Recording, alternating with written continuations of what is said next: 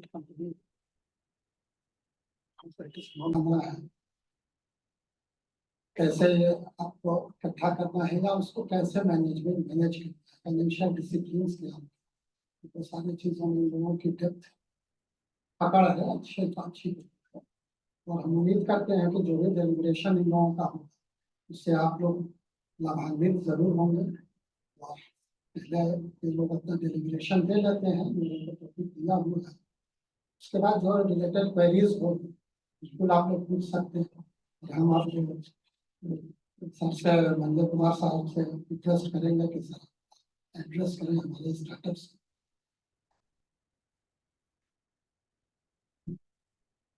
इस सेशन पे स्पीच के लिए बेहतर हम लोग जो प्लान किए हैं वो कृतिका आनंद तिवारी कवर करेंगे। और जब स्पीच स्टार्ट कवर हो जाता है तो फिर 1-to-1 इंटरेक्शन में हम लोग दोनों लोग 1-to-1 सारे क्वेश्चंस को एड्रेस करेंगे और उसका जो भी होगा सुनेंगे, हम लोग रिप्लाई करेंगे। सर मेरा भी इनिशियली एक रिक्वेस्ट है, क्योंकि हम try to have a request क्योंकि हम लोग बहुत लिमिटेड लोग हैं यहाँ पे, तो अगर सब लोग अपने बारे में थोड़ा थोड़ा बता देते तो हम लोग को क्या डिलीवर करना है वो जानने में थोड़ा इजी रहता। लेकिन ऑनलाइन वाले एड्रेस नहीं कर पाएंगे। अच्छा, ऑनलाइन वो वहाँ से अभी हम लोग ना स्टार्ट, हमको लगता है session we should start first. Okay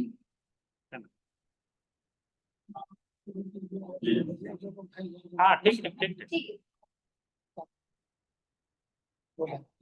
तो देखिए हम लोगों का एक मिनट बता दीजिए मैम। हाँ बताइए। नमस्ते एवरीवन, मेरा नाम अर्चना है और मैं एक क्लाउड किचन रन कर रही थी। ऑफिस लंच प्रोवाइड करते हैं हम लोग, और अभी रिसेंटली मैंने मिलेट्स में काम करना स्टार्ट किया है। तो मिलेट्स के का मैं अभी प्रोसेसिंग कर रही हूँ, जिसमें कि मैं सत्तू और अभी आटा उसका बना रही हूँ, और इसके अलावा मुझे अभी उसमें नूडल्स और कुछ स्नैक्स वगैरह ऐड ऑन करना है। और मेन मकसद मतलब मुझे इसका एक्सपोर्ट का ही मतलब मैंने सोच रखा है। तो My name is Abhishek Raj. I hail from Patna, Bihar. My qualification is MTech and my specialization is construction management. I have a 5-year experience on DMRC project, Delhi Metro Rail Corporation. After that, I have resigned from my job and I have started. My organization name is Godly Arts Enterprises, and I am working on jute product. Yes, ma'am. मेरा नाम मुकुल प्रसाद है। मैं Facebook जैसा app और एक website develop करना चाहता हूँ, इसी के रिगार्डिंग मैं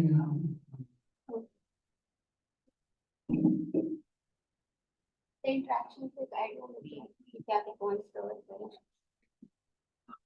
मेरा नाम अभिषेक श्रीवास्तव है। मैं बीआईटी मिश्रा से पास आउट हूँ, तो ग्रेजुएशन किया है और दूसरा मैंने मास्टर्स किया है फिल्म से मीडिया टेक्नोलॉजी में, और 15 साल का एक्सपीरियंस है मेरा फिल्म से मीडिया में। और अभी हम लोगों ने एक एडटेक प्रोजेक्ट स्टार्ट किया है, इसमें हम लोग एक न्यू एजुकेशन पॉलिसी के अकॉर्डिंग स्कूल को सपोर्ट दे रहे हैं, वही कंप्लीट इकोसिस्टम बना के दे रहे हैं ताकि एक B2B हमारा बिजनेस मॉडल है।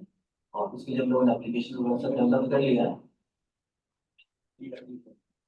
कंप्लीट इकोसिस्टम ही हमारा न्यू एजुकेशन पॉलिसी कर रहे हैं, इनको क्या रिक्वायरमेंट रहेगी।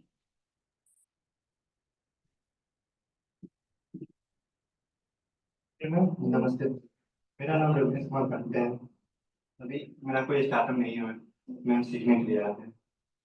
इस पार्ट टाइम जॉब हाइपर में करता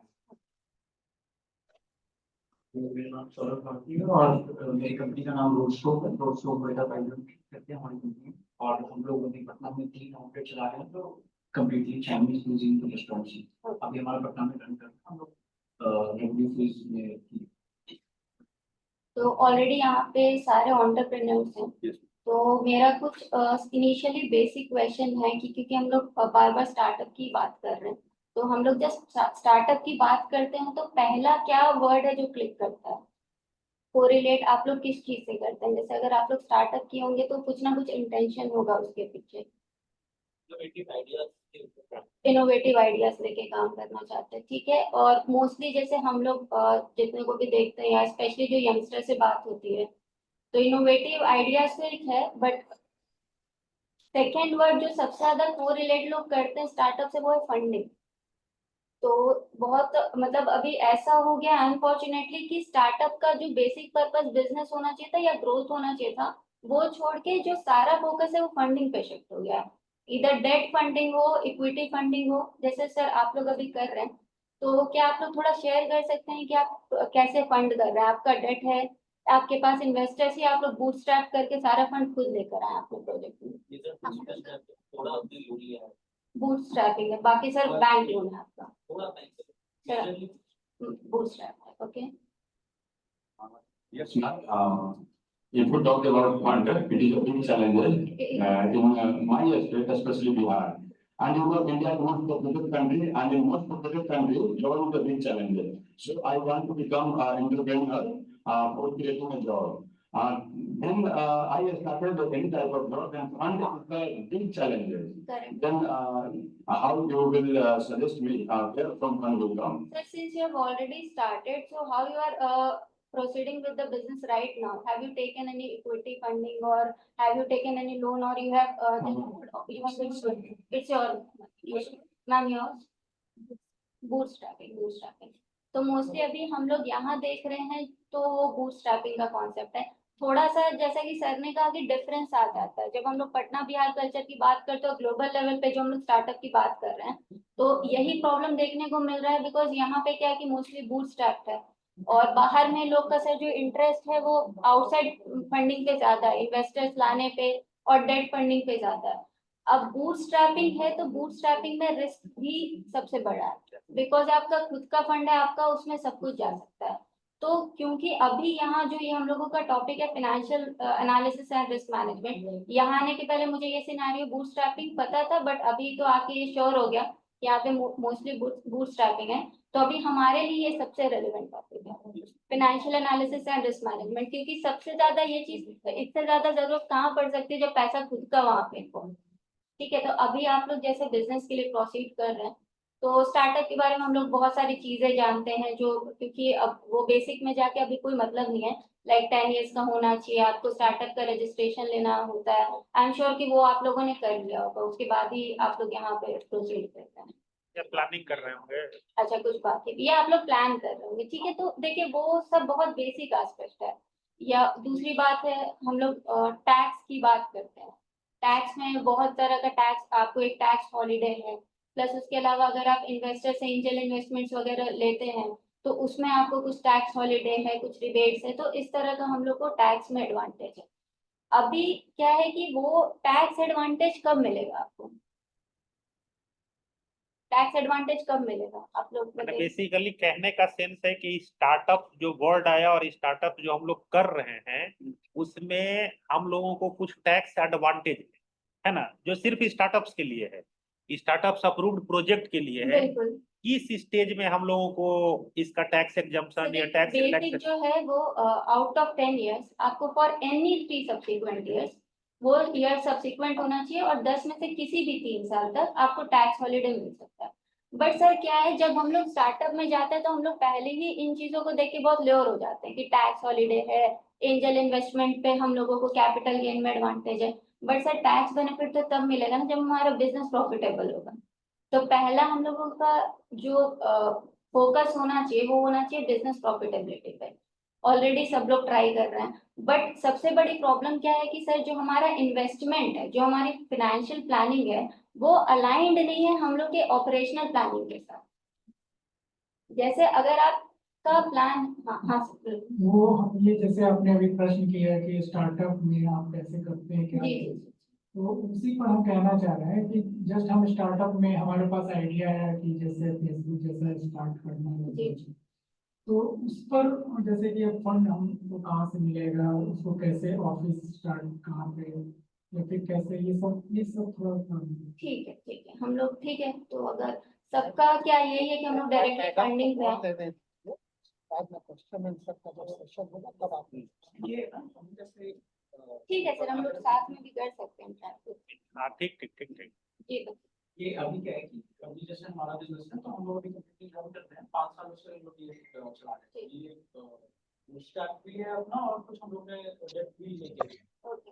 बट अभी भी हम लोग फाइनेंशियल इंडिपेंडेंस जो मतलब डिपेंडेंसी बोलते हैं या फिर उसको डिसिप्लिन बोलते हैं, हम लोग अभी भी इस चीज को ये नहीं कर पाए कि हम लोग अगर किसी से फंड ले रहे हैं या फिर किसी के लिए जा रहे हैं, अगर फॉर एग्जाम्पल हम लोग BIA में आ रहे हैं और यहाँ से फंडिंग, तो उस फंड को लेके हम लोग क्या उनको दे सकते हैं मैक्सिमम अपने पास कुछ रखकर। अगर फॉर एग्जाम्पल क्या मेरे यहाँ कोई आ रहा है और वो इन्वेस्ट करने पर, तो इस चीजों को मेरे को जानना है कि जो हम लोगों को क्या ऑफर करेंगे कि ये हमारे भी कंपनी के लिए बेनिफिट हो, और वो जो पैसे जो लगा रहे हैं लाइक जस्ट नेगोशिएशन, फंडिंग के नेगोशिएशंस को ही समझने के लिए। ओके, तो सर यहाँ जो इंटेंशन समझ में आ रहा है कि ऑलरेडी आप लोग सब बूटस्ट्रैप हैं, बट इंटेंशन फिर भी सबका वही है जो ग्लोबल स्टार्टअप्स का सर इंटरेस्ट है कि फंडिंग बट फंडिंग सब मेरा इसमें एक सब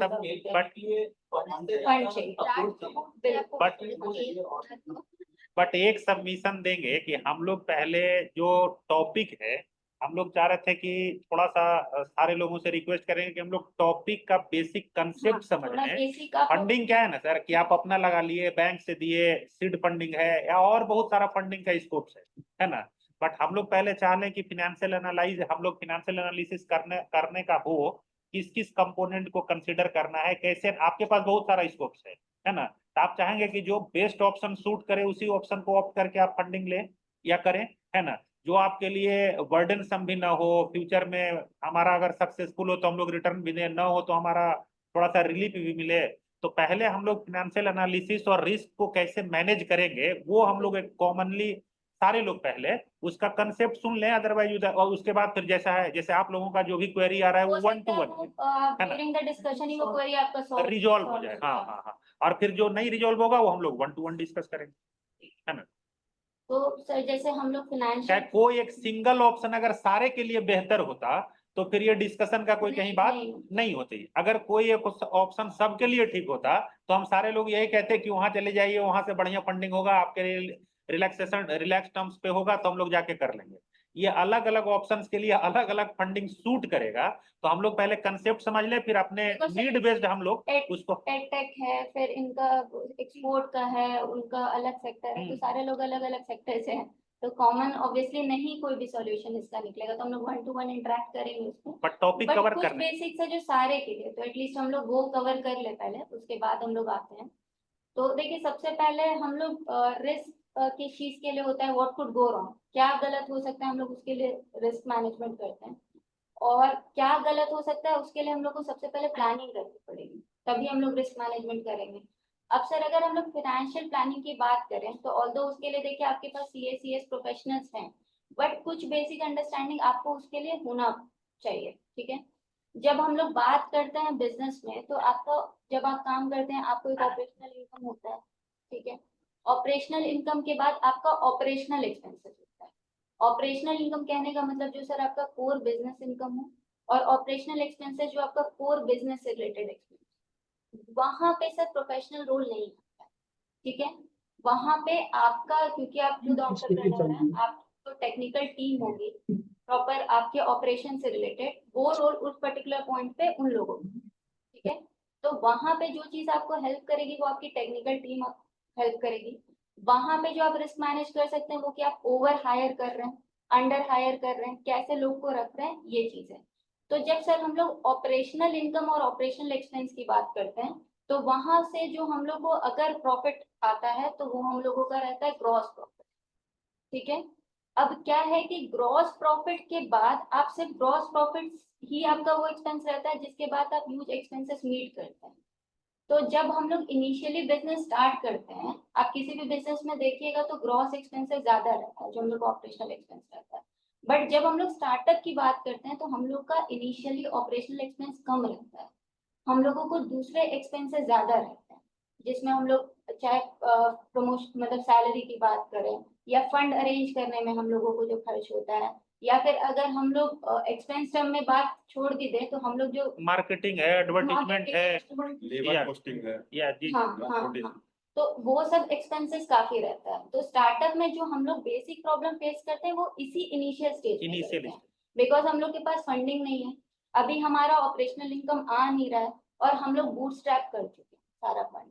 तो अगर कृतिका को 1 मिनट के लिए इंटरप्ट हम लोग करें, तो हम लोग टोटल एक्सपेंडिचर को अगर 2 पार्ट में डिवाइड करें, operational and other than operational, ठीक है।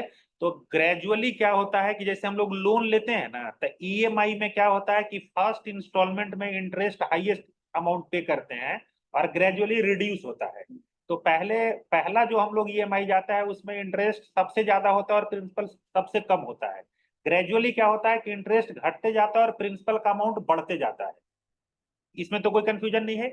वैसे ही ऑपरेशनल और अदर देन ऑपरेशनल एक्सपेंडिचर में क्या है कि ग्रेजुअली इनिशियल में अदर देन ऑपरेशनल एक्सपेंडिचर ज्यादा होता है, जो अच्छे से मैनेज करने पे ये घटते जाता है, और ऑपरेशनल कॉस्ट अगर एज इट इज रखें या अगर उसको भी घटाएं तो प्रॉफिट मेरा बढ़ते चला जाएगा, है ना। तो अदर देन ऑपरेशनल कॉस्ट यही कहना चाह रहे होंगे हम लोग कृतिका। और उसके बाद अलावा सर जैसे अदर देन ऑपरेशनल कॉस्ट में हुआ ना कि भाई हमारा प्रोडक्ट का कोई मार्केट नहीं है, तो मार्केटिंग करना है, एडवर्टीजमेंट नहीं है, लोगों को पब्लिसिटी नहीं है, बताना है, तो ये सब जब एक बार जान गया, आज के डेट में रिलायंस टाटा को जानने के लिए वो एडवर्टीजमेंट करे या ना करे हम लोग सारे लोग जानते हैं।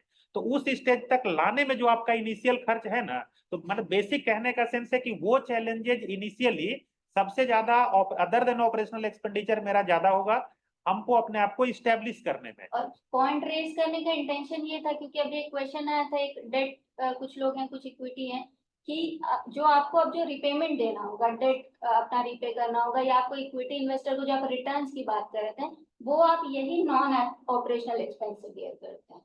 तो ये नॉन ऑपरेशनल एक्सपेंस को मैनेज करना आपके लिए ही चैलेंज है।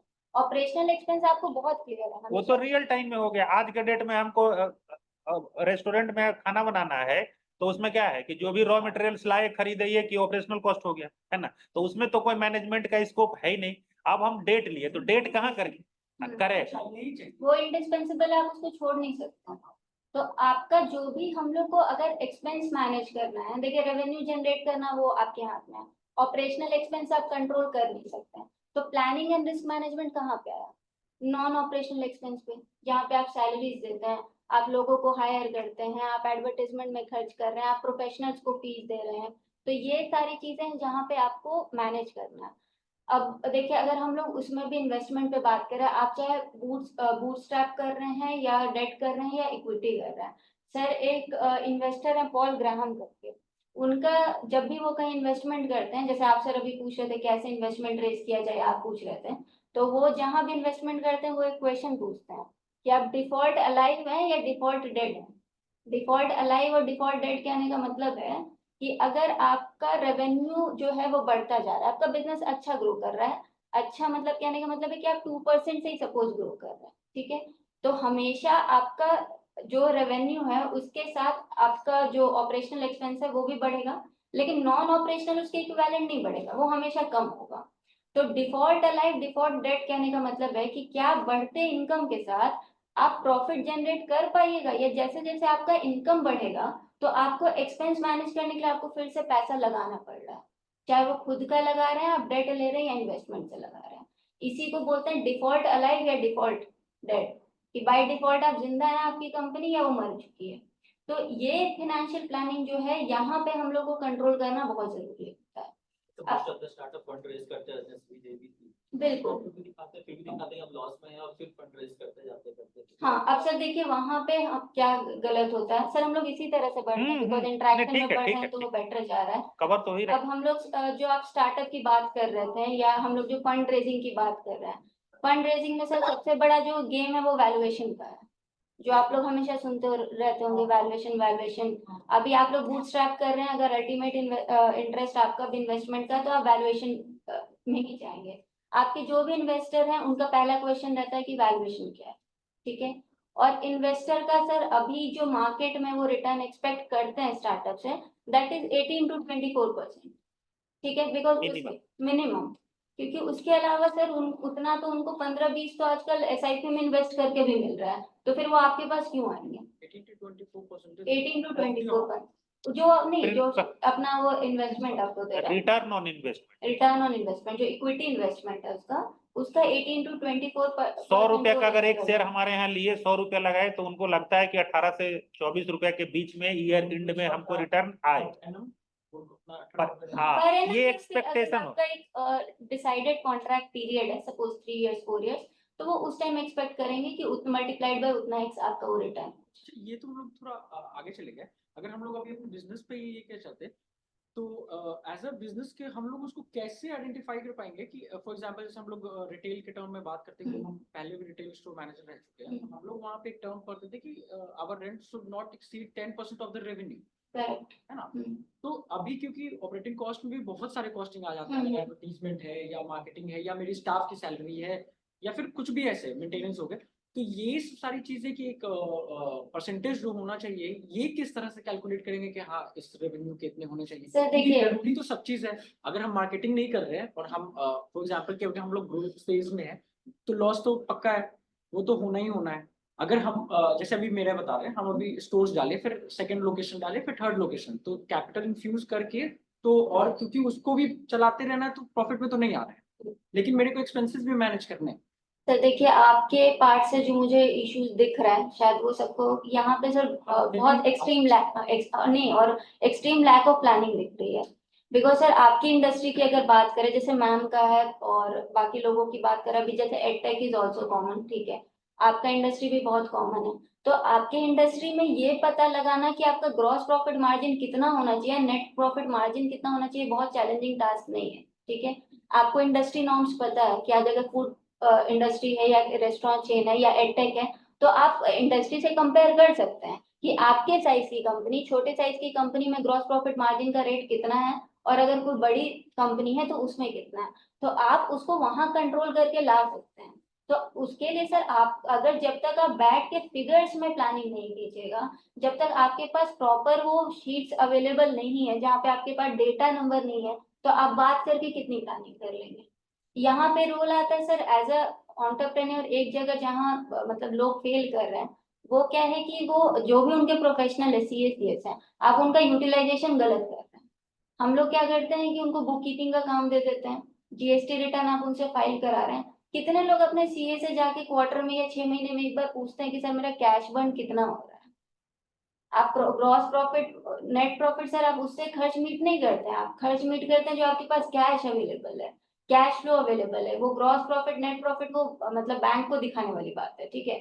लेकिन जब हम लोग कैश फ्लो की बात करते हैं, कितने लोग जाके अपने सीए से पूछते हैं कि सर आपके यहाँ अकाउंटिंग हो रही है, तो मेरा कितना कैश आया और मेरा कितना कैश आउटफ्लो हो रहा है और अभी मेरा क्या पोजीशन, कोई नहीं पूछता है, बस जीएसटी रिटर्न फाइल हुए जा रहा है। तो सर ये ना, अगर हम लोग स्टार्टअप कोई नई चीज नहीं है, पहले भी लोग बिजनेस कर रहे थे, पहले भी लोग कर रहे थे, ये क्योंकि एक बज़वर्ड है और गवर्नमेंट के तरफ से अभी इसमें इंसेंटिव्स है, लेकिन आप इंसेंटिव्स का फायदा ही नहीं ले पा रहे क्योंकि आपका बिजनेस ही प्रॉफिटेबल नहीं हो रहा है, तो सारा कुछ वहां पे जीरो हो जाता है।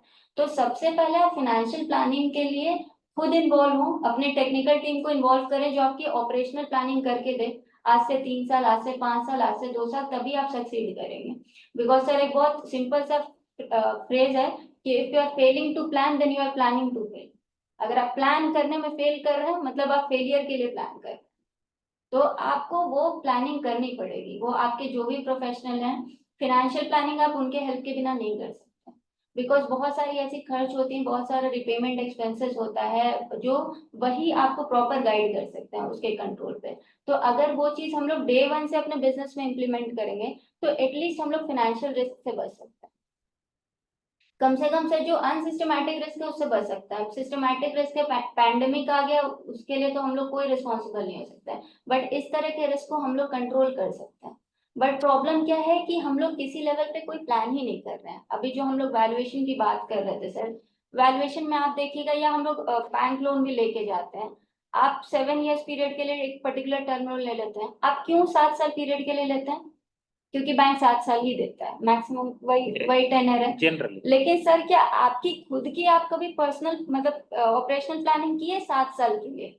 नहीं। आप गए एक प्रोफेशनल के पास, वो आपको प्रोजेक्ट रिपोर्ट बना के दे दिया, क्योंकि बैंक मैक्सिमम 7 साल तक का लोन देता है, आप 7 साल लोन दे दिए। आपके पास सर, अभी आप एंटरप्रेन्योर मैम, आप स्टार्ट किए, क्या आपके पास नंबर्स और फिगर्स है आपके बिजनेस का? अगर हम पूछे कि सर 2 साल 3 साल में आपका क्या प्लानिंग है, तो किसी के भी पास, आपको अपना प्रोडक्ट पता है, आपको हो सकता है सर मार्केट भी पता हो, बिकॉज आप लोग मेरे से काफी एक्सपीरियंस हो गया, ऑब्वियसली बिजनेस में हम आप लोग को गाइड नहीं कर सकते हैं, बट क्या आप लोग के पास नंबर्स फिगर्स है अपने प्रॉफिट्स के लिए और अपने एक्सपेंस के लिए और अपने लाइबिलिटीज को मीट करने के लिए?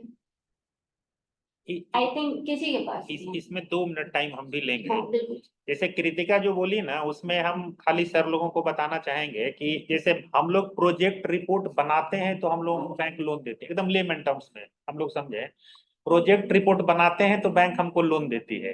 प्रोजेक्ट में क्या क्या चीजें लिख के हम कमिट कर, प्रोजेक्ट जो हमने दिया वो मेरा अनुमान है, मैंने मेरा अनुमान है कि हम इस तरह से मेरा बिजनेस ग्रो करेगा, इतना इतना रेवेन्यू आएगा, इस हिसाब से इतना देंगे, इतना सरप्लस जो होगा हम रखेंगे, यही प्रोजेक्ट रिपोर्ट में लिखा हुआ है। जनरली सर वेरी रेयर कोई प्रोजेक्ट को स्टडी करता है, और प्रोजेक्ट में एक तरह से सर आपका इंडिविजुअल कमिटमेंट्स है ना, कि मेरा बिजनेस आज अगर 20% स्ट्रेंथ पे वर्क कर रहा है तो रेवेन्यू इतना है, 40% स्ट्रेंथ पे करेगा तो रेवेन्यू इतना आएगा, 60 पे करेगा इतना आएगा, 80 पे इतना करेगा, 100 पे आएगा तो ये करेगा। ये अगर आने के बाद जो टोटल रेवेन्यू जनरेट होगा, इसमें से ऑपरेशनल कॉस्ट को तो कोई माइनस कर नहीं सकते हैं। सबसे पहले ऑपरेशनल कॉस्ट मीट करेंगे, जो सरप्लस होगा उसमें से मेरे पास इतना सरप्लस अमाउंट है कि बैंक का जो रिपेमेंट है वो एकदम हम सेफली कर सकते हैं। यही हम प्रोजेक्ट रिपोर्ट में बैंकर को बताते हैं। सर हम लोगों में से ये नहीं पता कर पाते हैं या नहीं उसको स्टडी कर पाते, कैलकुलेशन है और ये कैलकुलेशन, हाँ बैक कैलकुलेशन है। अब हम अगर, मेरा कहना है कि हम लिखे सर कि सपोज फर्स्ट ईयर का टर्नओवर 1 करोड़ होगा, सेकेंड ईयर का टर्नओवर 1.5 करोड़ होगा, थर्ड ईयर का 2 करोड़ होगा, तो ये 3 साल में 1 करोड़ का टर्नओवर, अगर पुअर प्लानिंग और स्ट्रॉन्ग प्लानिंग क्या है, हमने तो जो प्रोजेक्ट रिपोर्ट के हिसाब से दे दिया। बैंक क्या करती है सर, बैंक करती क्या है कि उसके हिसाब से स्टॉक देखती है, उसके हिसाब से सेल देखती है, उसके हिसाब से मेरा अगर हम लोग डेट पे दे रहे हैं तो डेट रिकवरी देखती है, मैंने सारे वो चीजों आप देखे होंगे, कभी स्टॉक स्टेटमेंट मंगवाती है ना। तो हम लोग सीए को जनरली जो हम लोग देखते हैं कि सर लिख दीजिए ना, जिसपे बैंक कन्विंस हो जाए और बैंक फर्दर इंक्वायरी ना करे, तो हम लिख दिए कि मेरे पास अगर रेस्टोरेंट है तो खाने पीने का आइटम इतना है, अगर 50,000 रुपए का दिखा दें तो ये मेरा रॉ मटेरियल सफिशियंट दिख रहा है, इससे मेरा बैंक क्वेरी फर्दर नहीं करेगा। वही चीजें हम लिख के दे दिए, साइन करके दे दी। मेरा कहना है रियल में सर अगर उस चीजों को एग्जामिन करके और अगर सही फिगर प्रोवाइड करें तो रियल टाइम में हमको अपना गलती का एहसास होगा, और हम करेक्टिव एक्शन लेके प्लानिंग को पुअर को स्ट्रॉन्ग कर सकते हैं।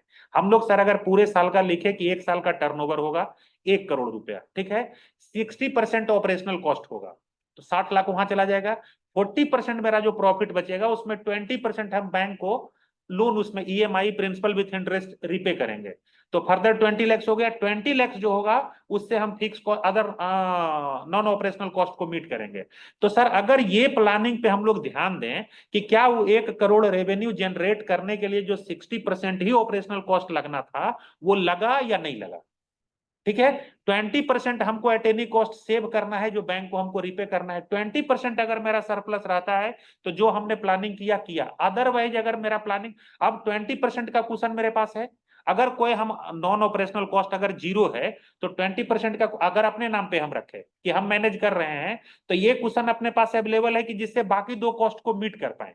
तो मेरा कहना है सर पुअर और स्ट्रॉन्ग प्लानिंग हमको लगता है कृतिका कि जब अगर हम लोग फंडिंग के लिए जाते हैं तो उसमें डिटेल्ड यही फिनेंशियल एनालिसिस है जिसके बारे में हम लोग डिस्कस करने आए हैं। फैक्ट्स फिगर्स हम लोग कहने का मतलब समरी यही है कि आप लोग अपने बिजनेस को नंबर्स में देखना शुरू कीजिए। हाँ करेक्ट, आप लोग नंबर्स कोई नहीं देख रहा है कि किसी को अगर अमाउंट वाइज बात करें, नंबर्स में बात करें, किसी के पास नॉलेज नहीं है कि वो अगर जिस दिन हम लोग करना शुरू किए है क्या सर कि जहां पे अगर हम फेल हुए तो हम सर वहीं पे स्ट्रॉन्ग प्लानिंग की तरफ मूव कर जाएंगे। अदरवाइज 7 इयर्स का रिपेमेंट है सर, तो हम लोग क्या है कि अगर फर्स्ट ईयर में अगर हम फेल कर रहे हैं उस समय अगर हम जोर लगा के उसको प्लानिंग को स्ट्रॉन्ग करने के दिशा में अगर ये करें तो हो सकता है हम करेक्टिव एक्शंस ले पाए। बट जो 7 इयर्स का टाइम है, लगता है ना ईयर एंड होने दीजिए ना, उसके बाद जो रिपोर्ट देना है उसमें जो करना, तो वो लास्ट आवर में हम मैनिपुलेट कर सकते हैं, सही नहीं कर सकते हैं। ये तो बड़ी लेवल की बात है, बहुत सारे लोग जो है वो बहुत छोटे से नहीं नहीं सर, ये 10,000 बहुत देखिए मैम हम बहुत कह रहे हैं ना मैम ये बहुत छोटे लेवल की बात है, ये बहुत बेसिक स्टफ है। बट ये बैंकिंग सेक्टर से जुड़ा हुआ चीज है। नहीं किसी से सर नहीं, डेट नहीं, के नहीं, ओवरऑल नहीं, डेट की बात ये कर रहे हैं सर सर। आपके आप सर सीड फंडिंग होगा तो यहाँ रिटर्न नहीं लेंगे सर, वहां पे 10% रेट ऑफ इंटरेस्ट रहेगा, यहाँ 5%। सर रिपेमेंट ईएमआई का तो करना है, आप इंटरेस्ट भूल जाइए सर। हमारा कहना है कि प्रिंसिपल तो रिपे करना है ना, प्रिंसिपल विथ इंटरेस्ट रिपे करना है, 1 लाख रुपया लिए 10 महीना में वापस करना है, तो 10,000 तो हमको पर मंथ देना ही देना है। और सर फॉरगेट प्रिंसिपल इंटरेस्ट, आपको खुद का पैसा तो वापस चाहिए ना जो आप बिजनेस में लगाए। लेकिन अगर आपके पास फिगर्स नंबर्स नहीं है, आप प्लानिंग नहीं कर रहे, सर आप लोग सब बिजनेस कर रहे बैठ रहे हैं, आप कब कितने कितने इंटरवल पे आप एनालाइज कर रहे हैं अपने बिजनेस को कि आप कितना परसेंट मार्जिन आप कमा रहे हैं और आपके इंडस्ट्री के बाकी लोग कितना अर्न कर रहे हैं। सर यहाँ देखिए सर मेनली स्टार्टअप क्या है में ना, बहुत हार्श ट्रूथ है सर कि सिर्फ 10%, अगर सिर्फ स्टार्टअप टर्मिनोलॉजी के साथ हम लोग जाएं तो बस 10% स्टार्टअप ही सक्सेसफुल है आज जैसे के हमारा डेट जो में। और एडिटेक का सर क्या पोजीशन है, ये किसी से छुपा हुआ नहीं है। एडिटेक पे स्पेसिफिकली हम आते हैं क्योंकि अभी सबसे इंटरेस्टिंग सर एडिटेक ही चल रहा है सारे स्टार्टअप्स में।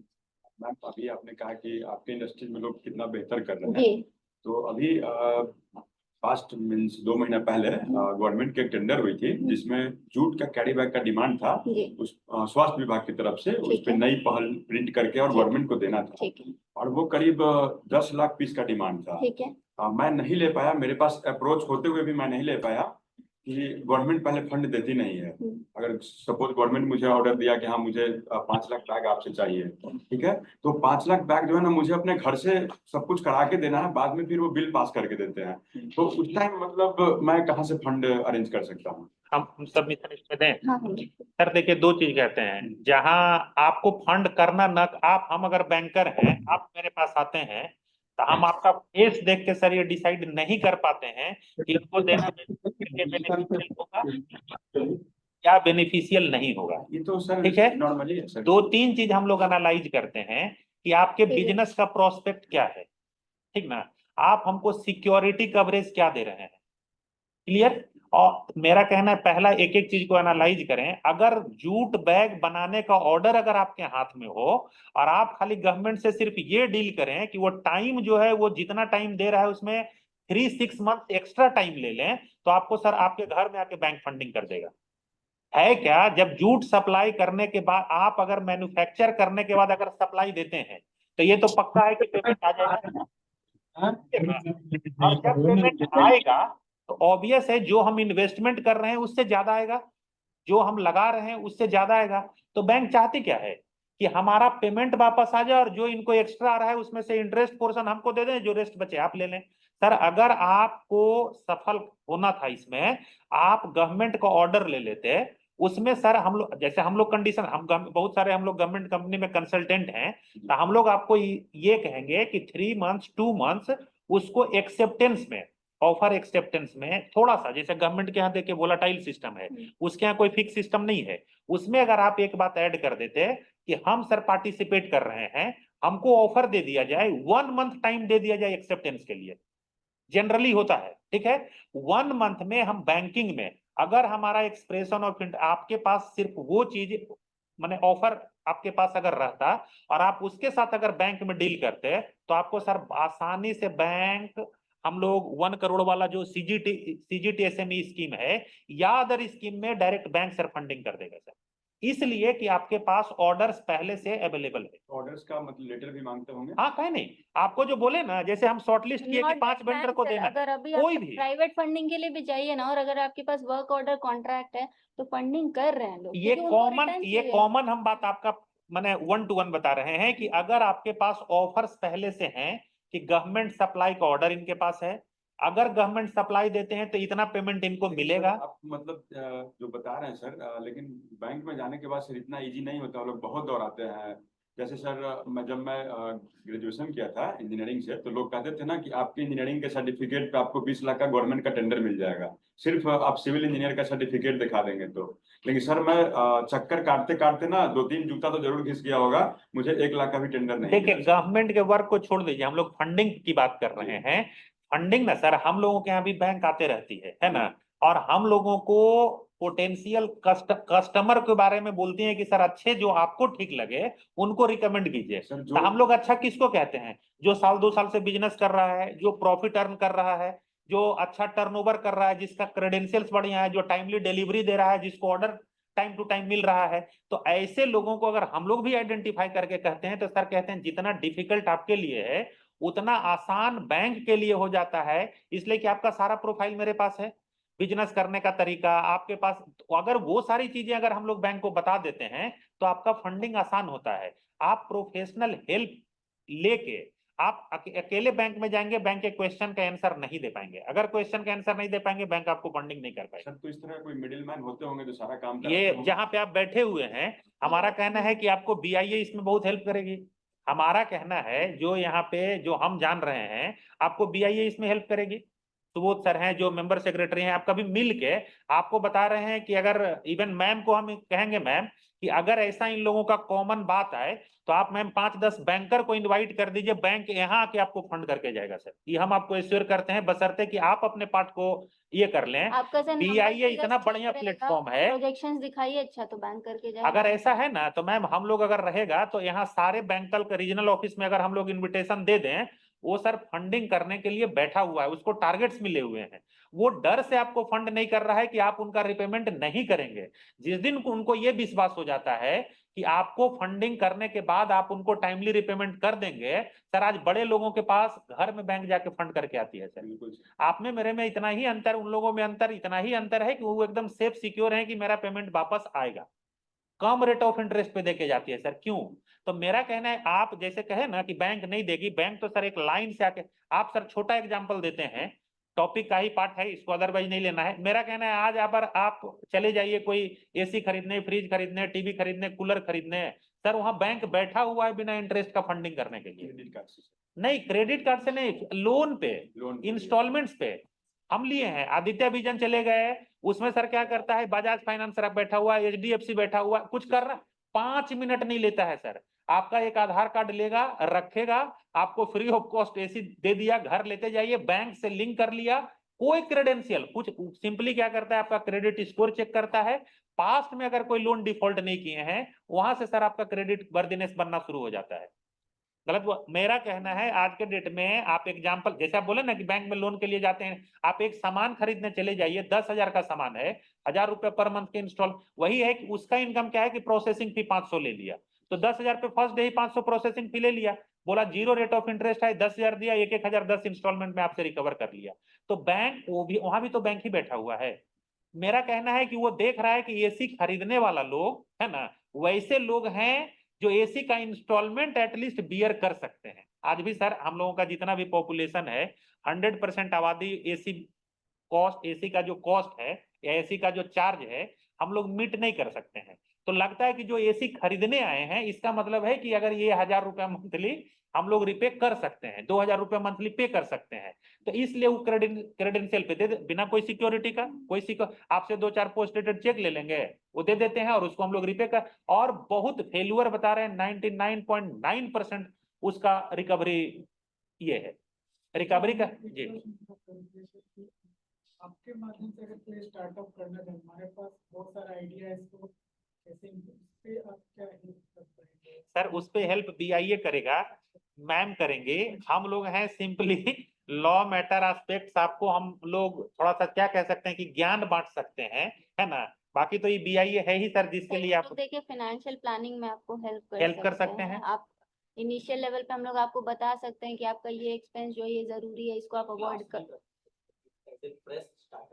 है नहीं। हाँ बिल्कुल कैसे बिल्कुल। वो सोचे, कैसे खाली बस आपसे कहें ना, जो डॉक्यूमेंट आपके बिहाफ में आपके द्वारा कहीं जमा किया जाता है, यही फिनेंशियल एनालिसिस एक लाइन में हम कर सबमिट करेंगे, उसको आप अपने लेवल पे स्टडी करें, आप देखें कि कितना ये वर्केबल है। कि सिर्फ हम लोग CA क्या करता है ना सर, कि इसको वर्केबल बनाने के लिए रेवेन्यू 1 करोड़ पे लॉस निकल रहा है तो इसको ऐसा करो 1.5 करोड़ टर्नओवर दिखा दो, 1.5 करोड़ पे भी नहीं बन रहा है तो टर्नओवर 2 करोड़ दिखा दो, सेम चीज अभी है जैसे कि नहीं। और मेरे लिए वो 2 करोड़ का फिगर मीट करना संभव है ये नहीं, अगर नहीं होगा हम बिजनेस नहीं करेंगे। प्रैक्टिस में हैं लोग करते हैं। कर रहे हैं ना। यही प्रैक्टिस में है एक्चुअली। अभी जैसे सर एडटेक की हम लोग बात कर रहे थे, एडटेक में एक्चुअली सर इन्वेस्टमेंट अब लोग नहीं कर रहे हैं, जो फैक्ट है सर अभी मार्केट में सर उसका सबसे बड़ा रीजन बायजूस है। लोग समझ गए हैं कि एडटेक जो है वो एकदम इल्यूजनरी वैल्यूएशन करके और इन्वेस्टमेंट ले रहे हैं। क्या हुआ कि सर अब अभी अगर आप एक प्रोजेक्शंस के थ्रू अपना वैल्यूएशन कर रहे हैं, आप एक 5 साल का 7 साल का एक प्रोजेक्शन बना रहे हैं कि इस ईयर हम 10% से ग्रो कर रहे हैं, नेक्स्ट ईयर 20% से करेंगे, 30% से करेंगे, आपके पास कोई प्लानिंग नहीं है, आपके पास हाथ में कोई कॉन्ट्रैक्ट नहीं है, आपके पास कोई वर्क ऑर्डर नहीं है, आप फिगर पुट करके कर दिए प्रोजेक्शन। आप 7 साल का प्रोजेक्शन दिखा के उनको दिखा दे कि मेरे कंपनी का सम 100 करोड़ 200 करोड़ का वैल्यूएशन है, आप इन्वेस्टमेंट से रेज भी करिए। अगर आपका इन्वेस्टर उतना समझदार नहीं है फाइनेंशियल, ये ऑल्दो लोग होते हैं, बट क्योंकि एडटेक जब ये स्टार्ट हुआ था तो काफी नया चीज था, कोविड के टाइम काफी बूम पे गया, तो एडटेक में क्या हुआ कि उस टाइम लोगों ने इन्वेस्ट किया। बट अब जब 4-5 साल हो गए पोस्ट कोविड ना, इन्वेस्टर को अब रिटर्न चाहिए, और आपके पास वो रिटर्न नहीं है, क्योंकि जो प्रोजेक्शन आप उनको दिखाए थे कि आज से 5 साल बाद 7 साल बाद आपकी कंपनी का टर्नओवर होगा, वो नहीं है आज। पब्लिक चेंज नहीं हुई ऑनलाइन मीडिया और सर पब्लिक चेंज आपके नहीं, और जो एक्सपेक्टेशन के प्रोजेक्शन हिसाब आप से रिजल्ट नहीं, रिजल्ट और जो प्रोजेक्शन आप दिखाए थे ना सर, वो आप कभी देखे ही नहीं मुड़ के कि आप क्या प्रोजेक्शन दिखा रहे हैं। कौन सा ऐसा बिजनेस है जो आप दिखा रहे हैं कि 100 टाइम्स ग्रो कर रहा है, और क्यों ग्रो कर रहा है, और ग्रो करेगा भी तो सर वो 3 साल ग्रो करेगा, 4 साल ग्रो करेगा, एक टाइम के बाद बिजनेस में स्टैग्नेंसी आएगी। सैचुरेशन। जी जी जी। ये वैल्यूएशन आगे के जो आप बता रहे हो कि 7 साल आगे का सोचते तो उसके अकॉर्डिंगली वैल्यूएशन कैलकुलेट होता है, या फिर जो और क्या? नहीं नहीं नहीं नहीं सर, उसके अकॉर्डिंग ही कैलकुलेट होगा कि अगर हम 7 साल का देखें तो एक सर अगर थोड़ा, क्योंकि टेक्निकल टर्म है बट हम यहाँ यूज करते हैं, हम लोग एक टर्मिनोलॉजी यूज करते हैं, discounted cash flow method. Discounted cash flow कहने का मतलब है कि आज से कैश जनरेशन 5 इयर्स और 7 इयर्स बाद आपके पास कितना होगा, ठीक है, और एक्सपेंस कैश कितना होगा, उसका हम लोग एक पर्टिकुलर रेट से प्रेजेंट वैल्यू निकालते हैं कि आज के टाइम में उसका क्या वैल्यू आ रहा है आपके बिजनेस का, उसी को हम लोग वैल्यूएशन कहते हैं। वैल्यूएशन का सिंपल ये मतलब होता है कि आज के डेट में आपके कंपनी का क्या वैल्यूएशन है based on future cash flow, ठीक है, प्रेजेंट वैल्यू और फ्यूचर। वैल्यूएशन है वो किस तरह से कैलकुलेट होगा, हमारे रेवेन्यू से या फिर सर प्रेजेंट वैल्यू और फ्यूचर कैश फ्लो, आपका जो प्रोजेक्शन जो प्लान आप किए हुए हैं उसका प्रेजेंट वैल्यू क्या है, उसी को हम लोग ये जो वैल्यूएशन जो भी आप सुनते हैं या हमेशा वैल्यूएशन वैल्यूएशन हम लोग बात करते हैं, यही है। मैडम मेरा एक क्वेश्चन, हाँ सर। ठीक है, वो प्रोजेक्शन पे आप कैलकुलेट कीजिए, जी तो प्रोजेक्शन तो एग्जैक्ट भी हो सकता है, हम तो कुछ भी प्रोजेक्ट सर, एब्सर्ड इसी ही कारण रहता तो है, फेल तो है अभी सर, क्या है सर कि इसी जो कारण तो रिटर्न। उसको जज करने के लिए तो कुछ आप बता रहे, बिल्कुल बिल्कुल सर। अब देखिए, ये अभी तक हम लोग बात कर रहे थे एंटरप्रेन्योर पॉइंट ऑफ व्यू से, अब हम इन्वेस्टर पॉइंट ऑफ व्यू से बात करते हैं। अगर सपोज मेरे पास अभी कोई इन्वेस्टमेंट के लिए आते हैं, ये अपना प्रोजेक्ट लेके या वो अपना प्रोजेक्ट लेके, और ये मेरे पास 7 साल का अपना बैलेंस मतलब प्रोजेक्शंस लेकर आ जाए, ठीक है, कि इतना टर्नओवर होगा, तो सर हम ऐसे आंख बंद करके नहीं रह सकते। हम उनको बोलेंगे ठीक है, आप बोल रहे हैं आपका 200 करोड़ का होगा, 300 करोड़ का होगा, हमको वर्क ऑर्डर्स दिखाइए। क्या आपके पास किसी क्लाइंट का 5 साल का कॉन्ट्रैक्ट है? क्या 5 साल का वर्क ऑर्डर है? नहीं है। अगर 2 ही साल का कॉन्ट्रैक्ट है आपके पास किसी क्लाइंट का, तो हम फ्यूचर कॉन्ट्रैक्ट पे भरोसा नहीं करेंगे।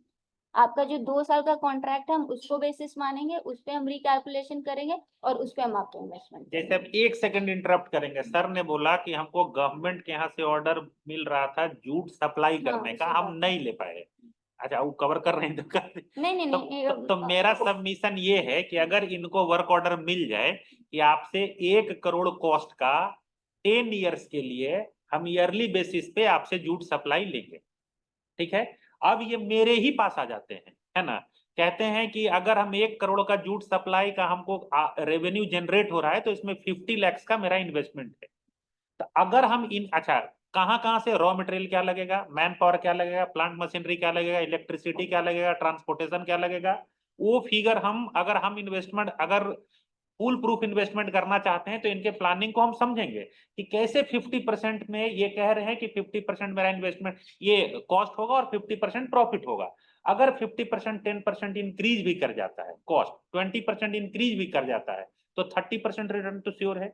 30%, 35 मैंने जो परसेंटेज टर्म में हो, तो मेरा कहना है कि उस कंडीशन में अगर इनके साथ इन्वेस्टमेंट करने का स्कोप बने, अब फिर आता है रोल हम लोगों का कि डॉक्यूमेंटेशन पार्ट, कि क्या ऐसा डॉक्यूमेंट बनाएं कि आपको जैसे ही रेवेन्यू आए वो हमारा जो परसेंटेज है वो मेरे पास चले आए। कंट्रोल्ड रहे सर, ये नहीं कि आप इन्वेस्टर से पैसा लेके प्रमोटर गाड़ी खरीद रहे हैं, फोन खरीद रहे हैं, जो यही होता एक्चुअली है, हो रहा फेल है होने का रीजन ये भी फंडिंग, तो है। ये एक बहुत बड़ा आया नहीं कि रीजन है। कंट्रोल खो दिए, अब लगा कि पहला साल आया है तो दूसरा साल से बाकी मीट कर लेंगे, पहले जो बेसिक नीड है, पहले बेसिक सारे नीड। फाउंडर 4-4 लाख सैलरी ले लें। कैश बॉन्ड कर दीजिए, फिर उसको अपने साथ एग्जैक्टली close कर दें। एग्जैक्टली। और कि और अभी फेल क्या होने का सबसे बड़ा बात ये वजह, है कि जब मेरे पास पैसे आएंगे तो किस किस चीज पे खर्च करेंगे। तो और जहां 3 आपके साल पास, बाद जब आपसे इन्वेस्टर्स रिटर्न मांग रहे हैं, आप रिटर्न नहीं दे रहे, फिर मार्केट में आपकी कंपनी को डेड घोषित कर दिया जा रहा है।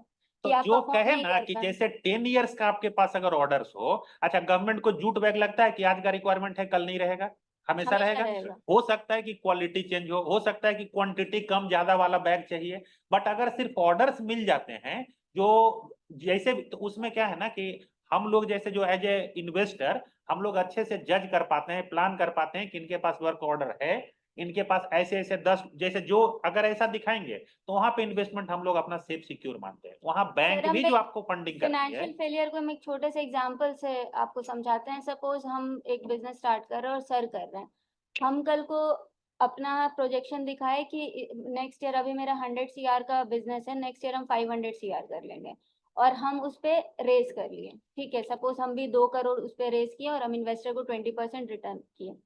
सर भी गए, सर दिखाएं अपने ही बिजनेस का कि 100 करोड़ है, ये क्या है कि अब मेरा 200 करोड़ ही होगा, वो भी 2 करोड़ लिए, वो भी रेस कर दिए।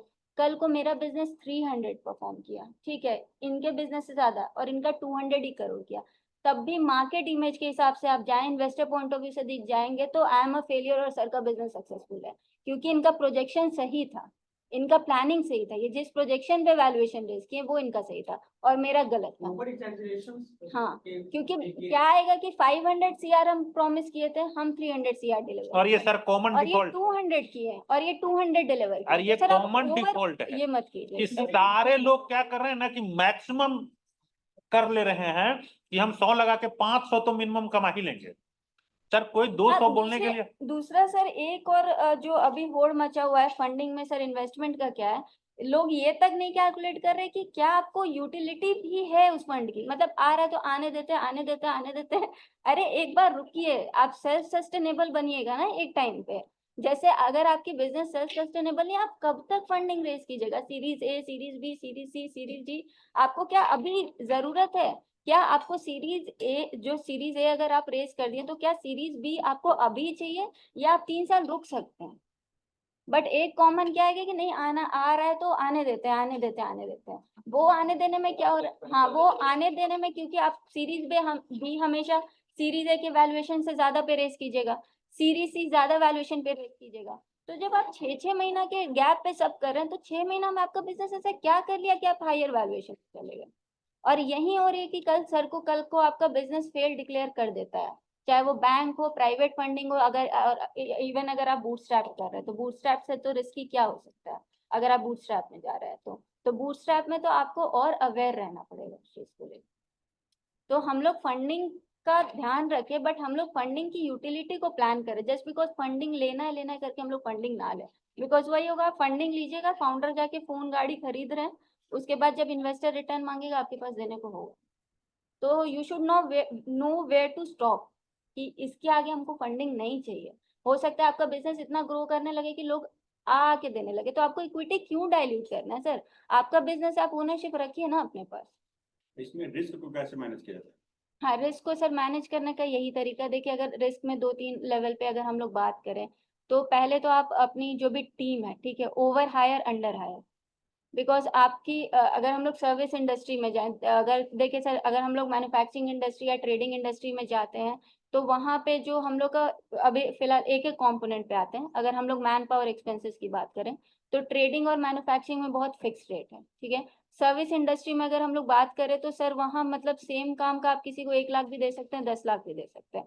तो वहाँ पे आपको वो रिस्क मैनेज करने का सबसे अच्छा तरीका है कि आप इनिशियली थोड़ा जो है कि किसी को जज करके, परफॉर्मेंस जज करके आप दें, ठीक है। आप पैसा मतलब ऐसे देते ना जाएं, तो आप अपना ओवर हायर कर रहे हैं कि आप अंडर हायर कर रहे हैं, आप मैन पावर को ओवर स्पेंड कर रहे हैं, अंडर स्पेंड कर रहे हैं, वो आपको जज करना होगा, क्योंकि आपका बिजनेस है, वो आपसे बेटर कोई नहीं जज कर सकता है। मतलब सिस्टम पे मतलब रिकॉर्ड बनाया जा सकता है। बिल्कुल सर, मेरा टाइम एंड अगेन आप लोग सबसे एक ही रिक्वेस्ट है, आप लोग सब ऑलरेडी स्टार्ट कर चुके हैं या स्टार्ट करने वाले हैं, सर फिगर्स नंबर्स रखिए अपने पास, Figures। अपने अपने बिजनेस का आपके पास Figures नंबर। में मतलब क्या क्या मेंशन करना होता है? सर जैसे हाँ, आपको सर कितना Input आपको कितनी इनकम हो रही है, Income। ठीक है। आपका सबसे पहले तो सर एक प्लानिंग कर लीजिए। देखिए एक बजट होता है, एक एक्चुअल परफॉर्मेंस होता है। जब तक आपके पास बजट नहीं रहेगा तो तब तक आपको पता नहीं चलेगा कि आपका जो एक्चुअल परफॉर्मेंस है वो आप अच्छा कर रहे हैं या नहीं कर रहे हैं। तो पहले आप एक प्लानिंग कीजिए कि आपका प्लानिंग है कि आपका टर्नओवर इतना होना चाहिए, आपका प्लानिंग है कि उस टर्नओवर के अगेंस्ट आपको इतना एक्सपेंस होना चाहिए, आपका प्लानिंग है कि उस एक्सपेंस को मीट आप खुद कर रहे हैं या आपको डेट लेना पड़ रहा है या आपको आउटसाइड फंडिंग की जरूरत पड़ रही है। उसके बाद जब आप एक्चुअल परफॉर्मेंस से कंपेयर करेंगे तब आप वो करेक्टिव गैप दे पाएंगे। मैम यहाँ पे एक क्वेरी और है कि जैसे जो चीज मतलब लोग लीगल तरीके से काम करते हैं, जैसे कि हम बिल काट दिए, ठीक है, बिहार राज्य बिहार गवर्नमेंट को कुछ देना है तो, ठीक है, लेकिन कुछ ऐसे भी लोग हमसे जुड़े हैं जो कि वो नॉन जीएसटी पे काम करते हैं, कैश में काम करते हैं, ठीक है। तो फिर इसका हम एनालाइज सर देखिए वो part and parcel of business है, उसको छोड़ नहीं सकते हैं, और इनफैक्ट उसको आज के डेट में इलीगल भी क्या बोले सर, बिकॉज वो इंडिस्पेंसिबल है, उसके बिना नहीं हो सकता है। नहीं हो सकता है। तो आपको देखिए वहां पे भी आपको मैनेज करना पड़ेगा। तो आपको एक तो जो अपना प्रॉफिट देखना, परफॉर्मेंस देखना है, वो एक ऑन बुक्स होता है सर, और एक ऑफ बुक्स होता है। ऑन बुक्स कहने का मतलब कि आपका जो बुक्स ऑफ अकाउंट्स बन रहा है, जो आपकी कंपनी का बैलेंस शीट है, प्रॉफिट एंड लॉस अकाउंट है, कंपनी या जो भी मोड में आप काम कर रहे हैं फर्म है, एक तो वो हो गया, ठीक है। कल को जिसको शो करके आप बैंक में या इन्वेस्टर से इन्वेस्टमेंट या फंडिंग रेज करेंगे। और सेकंड सर होता है जो आपका ऑफ बुक्स होता है, तो ऑफ बुक्स भी मैनेज कीजिए, ऑफ बुक्स का भी रिकॉर्ड रखिए। उसको छोड़ के चल पाना आज के डेट में संभव नहीं है। पॉसिबल नहीं है सर। अब बहुत सारी ऐसी बातें हैं जो हम लोग सिंपली legal एक use टर्म का यूज advice करते नहीं हैं, आपको आउट दे ऑफ सकते पॉकेट हैं। एक्सपेंस, है ना। आप गवर्नमेंट डिपार्टमेंट की बात कर रहे हैं, हम लोग उसको तो कभी टर्मिनोलॉजी यूज कर नहीं सकते हैं, कॉस्ट कंसिडर कर नहीं सकते हैं, but out of pocket expense लेके चलते हैं कि भाई कुछ होना है ना, जिसको कि इस तरह के चीजों को हम लोग अवॉइड नहीं कर सकते। आज के डेट में वो पार्ट एंड पार्सल सिस्टम का पार्ट हो चुका है, प्लानिंग उसका अकॉर्डिंगली करना पड़ेगा एवरी सेक्टर। आज के डेट में। अब शायद कहीं हम लोग कह सकते हैं कि ऐसा नहीं है, वो सिस्टम का पार्ट हो चुका है। सर एक अभी ma'am, please give more details of financial analysis, what figures and numbers. Okay, Ayushi, can you hear me?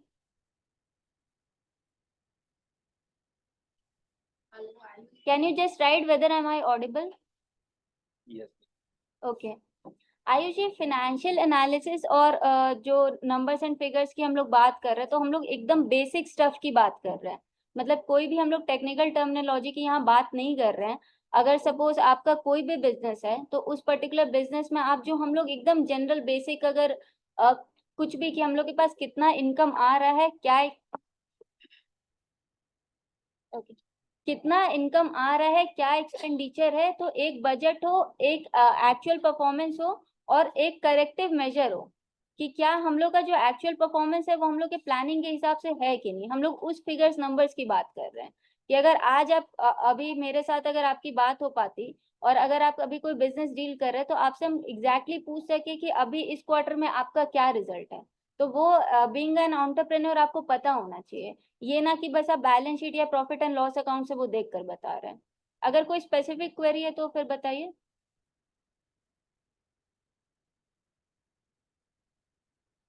जैसे ये जनरल था, अगर आप स्पेसिफिक पूछेंगे तो हम लोग स्पेसिफिक डील कर पाएंगे। Okay, thank you. Cash flow पे एक आपका क्वेश्चन है। देखिए एक्चुअली कैश फ्लो ही है जो हम लोग को एक्चुअल पोजीशन बताता है। जब हम लोग डील करते हैं, हम लोग नेट प्रॉफिट, ग्रॉस प्रॉफिट की बात करते हैं, तो हम लोग जो पे करते हैं, अपना जो एक्सपेंस हम लोग मीट करते हैं, वो हम लोग प्रॉफिट में से मीट नहीं करते हैं, प्रॉफिट एंड लॉस अकाउंट के फिगर्स में से मीट नहीं करते, वो हम लोग कैश से मीट करते हैं।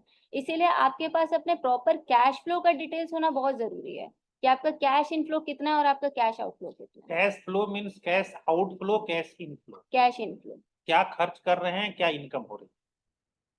मैम मेरा एक क्वेश्चन है कि बहुत सारे इंडस्ट्री ऐसे हैं जहाँ पे पूरा फिक्स कॉस्ट होता है कि कॉस्टिंग मेरी इतनी है और मतलब मार्जिन इतना है, ठीक है। बट जैसे हम लोगों का अगर फूड की बात करें, उसमें इतना फ्लक्चुएशन है कि मतलब एक कॉस्ट डिसाइड करना बहुत मुश्किल है, तो मार्जिन हमेशा चेंज होते रहते हैं, तो कैसे मतलब मैनेज इसको। सर मैम, फूड में आप कुछ स्पेसिफिक बताएंगे, बिकॉज क्यों इतना फ्लक्चुएशन। जैसे मान लीजिए कि अगर हम लंच प्रोवाइड कर रहे हैं तो हम हर दिन वेजिटेबल्स परचेज करेंगे, तो वेजिटेबल्स का रेट तो बहुत ज्यादा फ्लक्चुएट। तो मैम लेकिन अगर ये आपका स्पेसिफिक बिजनेस रिलेटेड इशू कभी नहीं होगा, ये जब भी होगा तो इंडस्ट्री रिलेटेड इशू होगा, बिकॉज उस इंडस्ट्री में जितने लोग भी ये काम कर रहे हैं, ये प्रॉब्लम सारे लोग फेस कर रहे हैं। तो तब भी तो आप उनके साथ कंपेयर कर सकते हैं ना, बिकॉज अनलेस एंड अनटिल आपका बहुत यूनिक बिजनेस आइडिया नहीं है जो बस आप कर रहे हैं, हाँ। आपके इंडस्ट्री में और लोग भी हैं, एक तो फर्दर सब यही इसको जिसको हम लोग सिस्टमैटिक रिस्क, अगर टेक्निकल टर्म में हम लोग बोलते हैं, ऐसे रिस्क जो सबके लिए, जो आप कृतिका avoid भी नहीं एक कर बात सकते हैं। बताई थी कि बजट, एक्चुअल परफॉर्मेंस और करेक्टिव मेजर्स, है ना, डेविएशंस फ्रॉम द बजट जहाँ होता है करेक्टिव मेजर्स की जरूरत होती है। आपने जो बोला लेमैन में बता रहे हैं, कंक्रीट टर्म्स में नहीं बता रहे हैं। मेरा कहना है कि हम आलू गोभी का सब्जी आज लंच में देंगे, ठीक है, sudden all of a sudden sir आलू 10 रुपया से 20 रुपया हो गया, तो प्लानिंग हमको ये रखना है कि अगर वेजिटेबल्स 10 रुपया के रेंज में सिर्फ आलू नहीं है ना, और एकाएक सारे वेजिटेबल्स का एक दिन में कॉस्ट नहीं बढ़ जाता है। जनरली आलू एक ऐसा चीज है कि उसका कॉस्ट ग्रेजुअली, मतलब फेज वाइज, हमको लगता है all of a sudden sir 2 रुपया से 20 रुपया नहीं होता है, टमाटर का हो जाता नहीं, है। और सर वो बढ़ेगा भी तो इनके इंडस्ट्री में सबके लिए बढ़ेगा, अकेले इनके लिए। इंडस्ट्री की बात होती है तो यहाँ पे बड़े, जैसे कोई बड़ी है, हाँ, छोटे ठीक से है, वो छोटे मीट लोगों कर के लिए सकते हैं। fluctuation ज्यादा है, बड़े हाँ, लोगों के ये नहीं, तो हम लोगों को ना वेराइटी ऐसा रखना पड़ेगा। ये कॉमन बात बता रहे हैं कि सब्स्टिट्यूट अगर आज के डेट में ये था तो ये ना दे करके दूसरे से हम लोग काम चला। अगर हमारा प्रॉफिट रेशियो कम है, जहां मार्जिन मैम ज्यादा है आपका, अगर अब देखिए मार्जिन 60-40 रेशियो है, तो 40% आपके पास कुशन है घटा के 30 करने का, 20 करने का, 10 करने का। बट जहां कॉस्ट आपका 40% से ज्यादा 100% बढ़ जा रहा है, तो आप जब तक अगर आप सेकंड ऑप्शन में नहीं जाएंगे तो फिर वो बिजनेस फेल होना है। तो ये एक्चुअली कुछ ऑनलाइन क्वेश्चन हाँ हाँ, वो देखे ना। कि आयुषी का क्वेश्चन है, मैं सबसे डिस्कस कर लेती हूँ ताकि हम लोग कॉमनली देख लें। वो आयुषी का कहना है कि उनके पास कुछ स्टार्टअप आइडिया है, वो मार्केट साइज जानना चाह रहे हैं कि वो मार्केट साइज और financial size analysis of different business ideas कैसे कर सकते हैं। आयुषी, मैं आपको एग्जाम्पल से समझाती हूँ। अगर देखिए हम लोग गारमेंट इंडस्ट्री की बात करें तो हमारे पास दो ब्रांड है, दोनों जेड से ही है। एक है जारा और एक ब्रांड होता है जूडियो, ठीक है। जारा बहुत क्लियर है कि उसके मार्केट साइज वही लोग हैं जिनके इनकम कम से कम 2 लाख पर मंथ से ज्यादा है, और जूडियो बहुत क्लियर है कि उनके कस्टमर वही लोग रहेंगे जिनकी सैलरी 70,000 से नीचे है। तो अगर आपको अपना कस्टमर बेस क्लियर है तो मार्केट साइज आपका उसी एग्जैक्टली उसी चीज से कैलकुलेट होगा। आज जारा के लिए बहुत इजी है अपना मार्केट साइज कैलकुलेट करना, बिकॉज जारा नोज कि उनके कस्टमर कौन है। और same goes with Zudio, Zudio को पता है कि अगर किसी की सैलरी 5 लाख महीने या 2 लाख रुपए पर मंथ है तो वो मेरे यहाँ से कपड़े नहीं खरीदेंगे।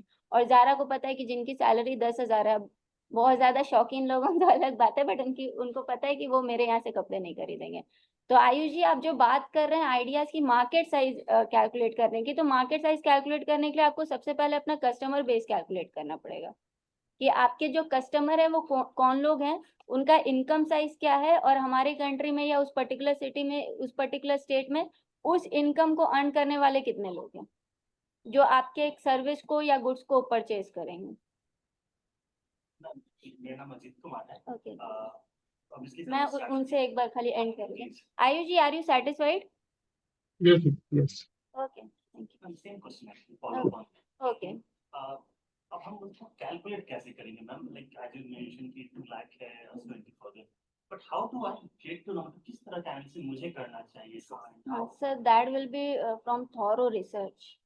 हम लोग जो आप मार्केट साइज और कस्टमर कैलकुलेशन की हम लोग बात करें, बिकॉज सर देखिए वो ऑपरेशनल और मार्केट रिस्क जो है वो सर हम लोग की एक्सपर्टीज है नहीं। हम लोग तो फाइनेंशियल रिस्क की बात कर सकते हैं, नहीं, नॉन ठीक है, कंप्लायंस की बात कर सकते हैं, बट आपको सर अपने एक मिनट सर, हाँ। खाली हम कंप्लीट कर लेते हैं। सर आप क्योंकि सर ये देखिए बिजनेस टू बिजनेस वैरी करेगी, तो आपको, आप जिस पर्टिकुलर इंडस्ट्री में हैं या आप जिस पर्टिकुलर बिजनेस का एनालिसिस कर रहे हैं, आपको सर उसमें एक तो थॉरो रिसर्च में जाना पड़ेगा कि, और वो थॉरो रिसर्च सर अभी सारा डेटा अवेलेबल है, चाहे आप गवर्नमेंट के साइट्स पे जाएं या फिर आप अगर आप छोटे मतलब इनफैक्ट अगर आप ग्रॉस मार्जिन वगैरह भी, जो लोग हम लोग को बात कर रहे थे कि हम लोग कैसे करें, सर इंडस्ट्री में एक टेक्निकल टर्म यूज होता है इंडस्ट्री बीटा करके, जो बताता है कि मतलब कौन सी इंडस्ट्री किस रेट से ग्रो कर रही है।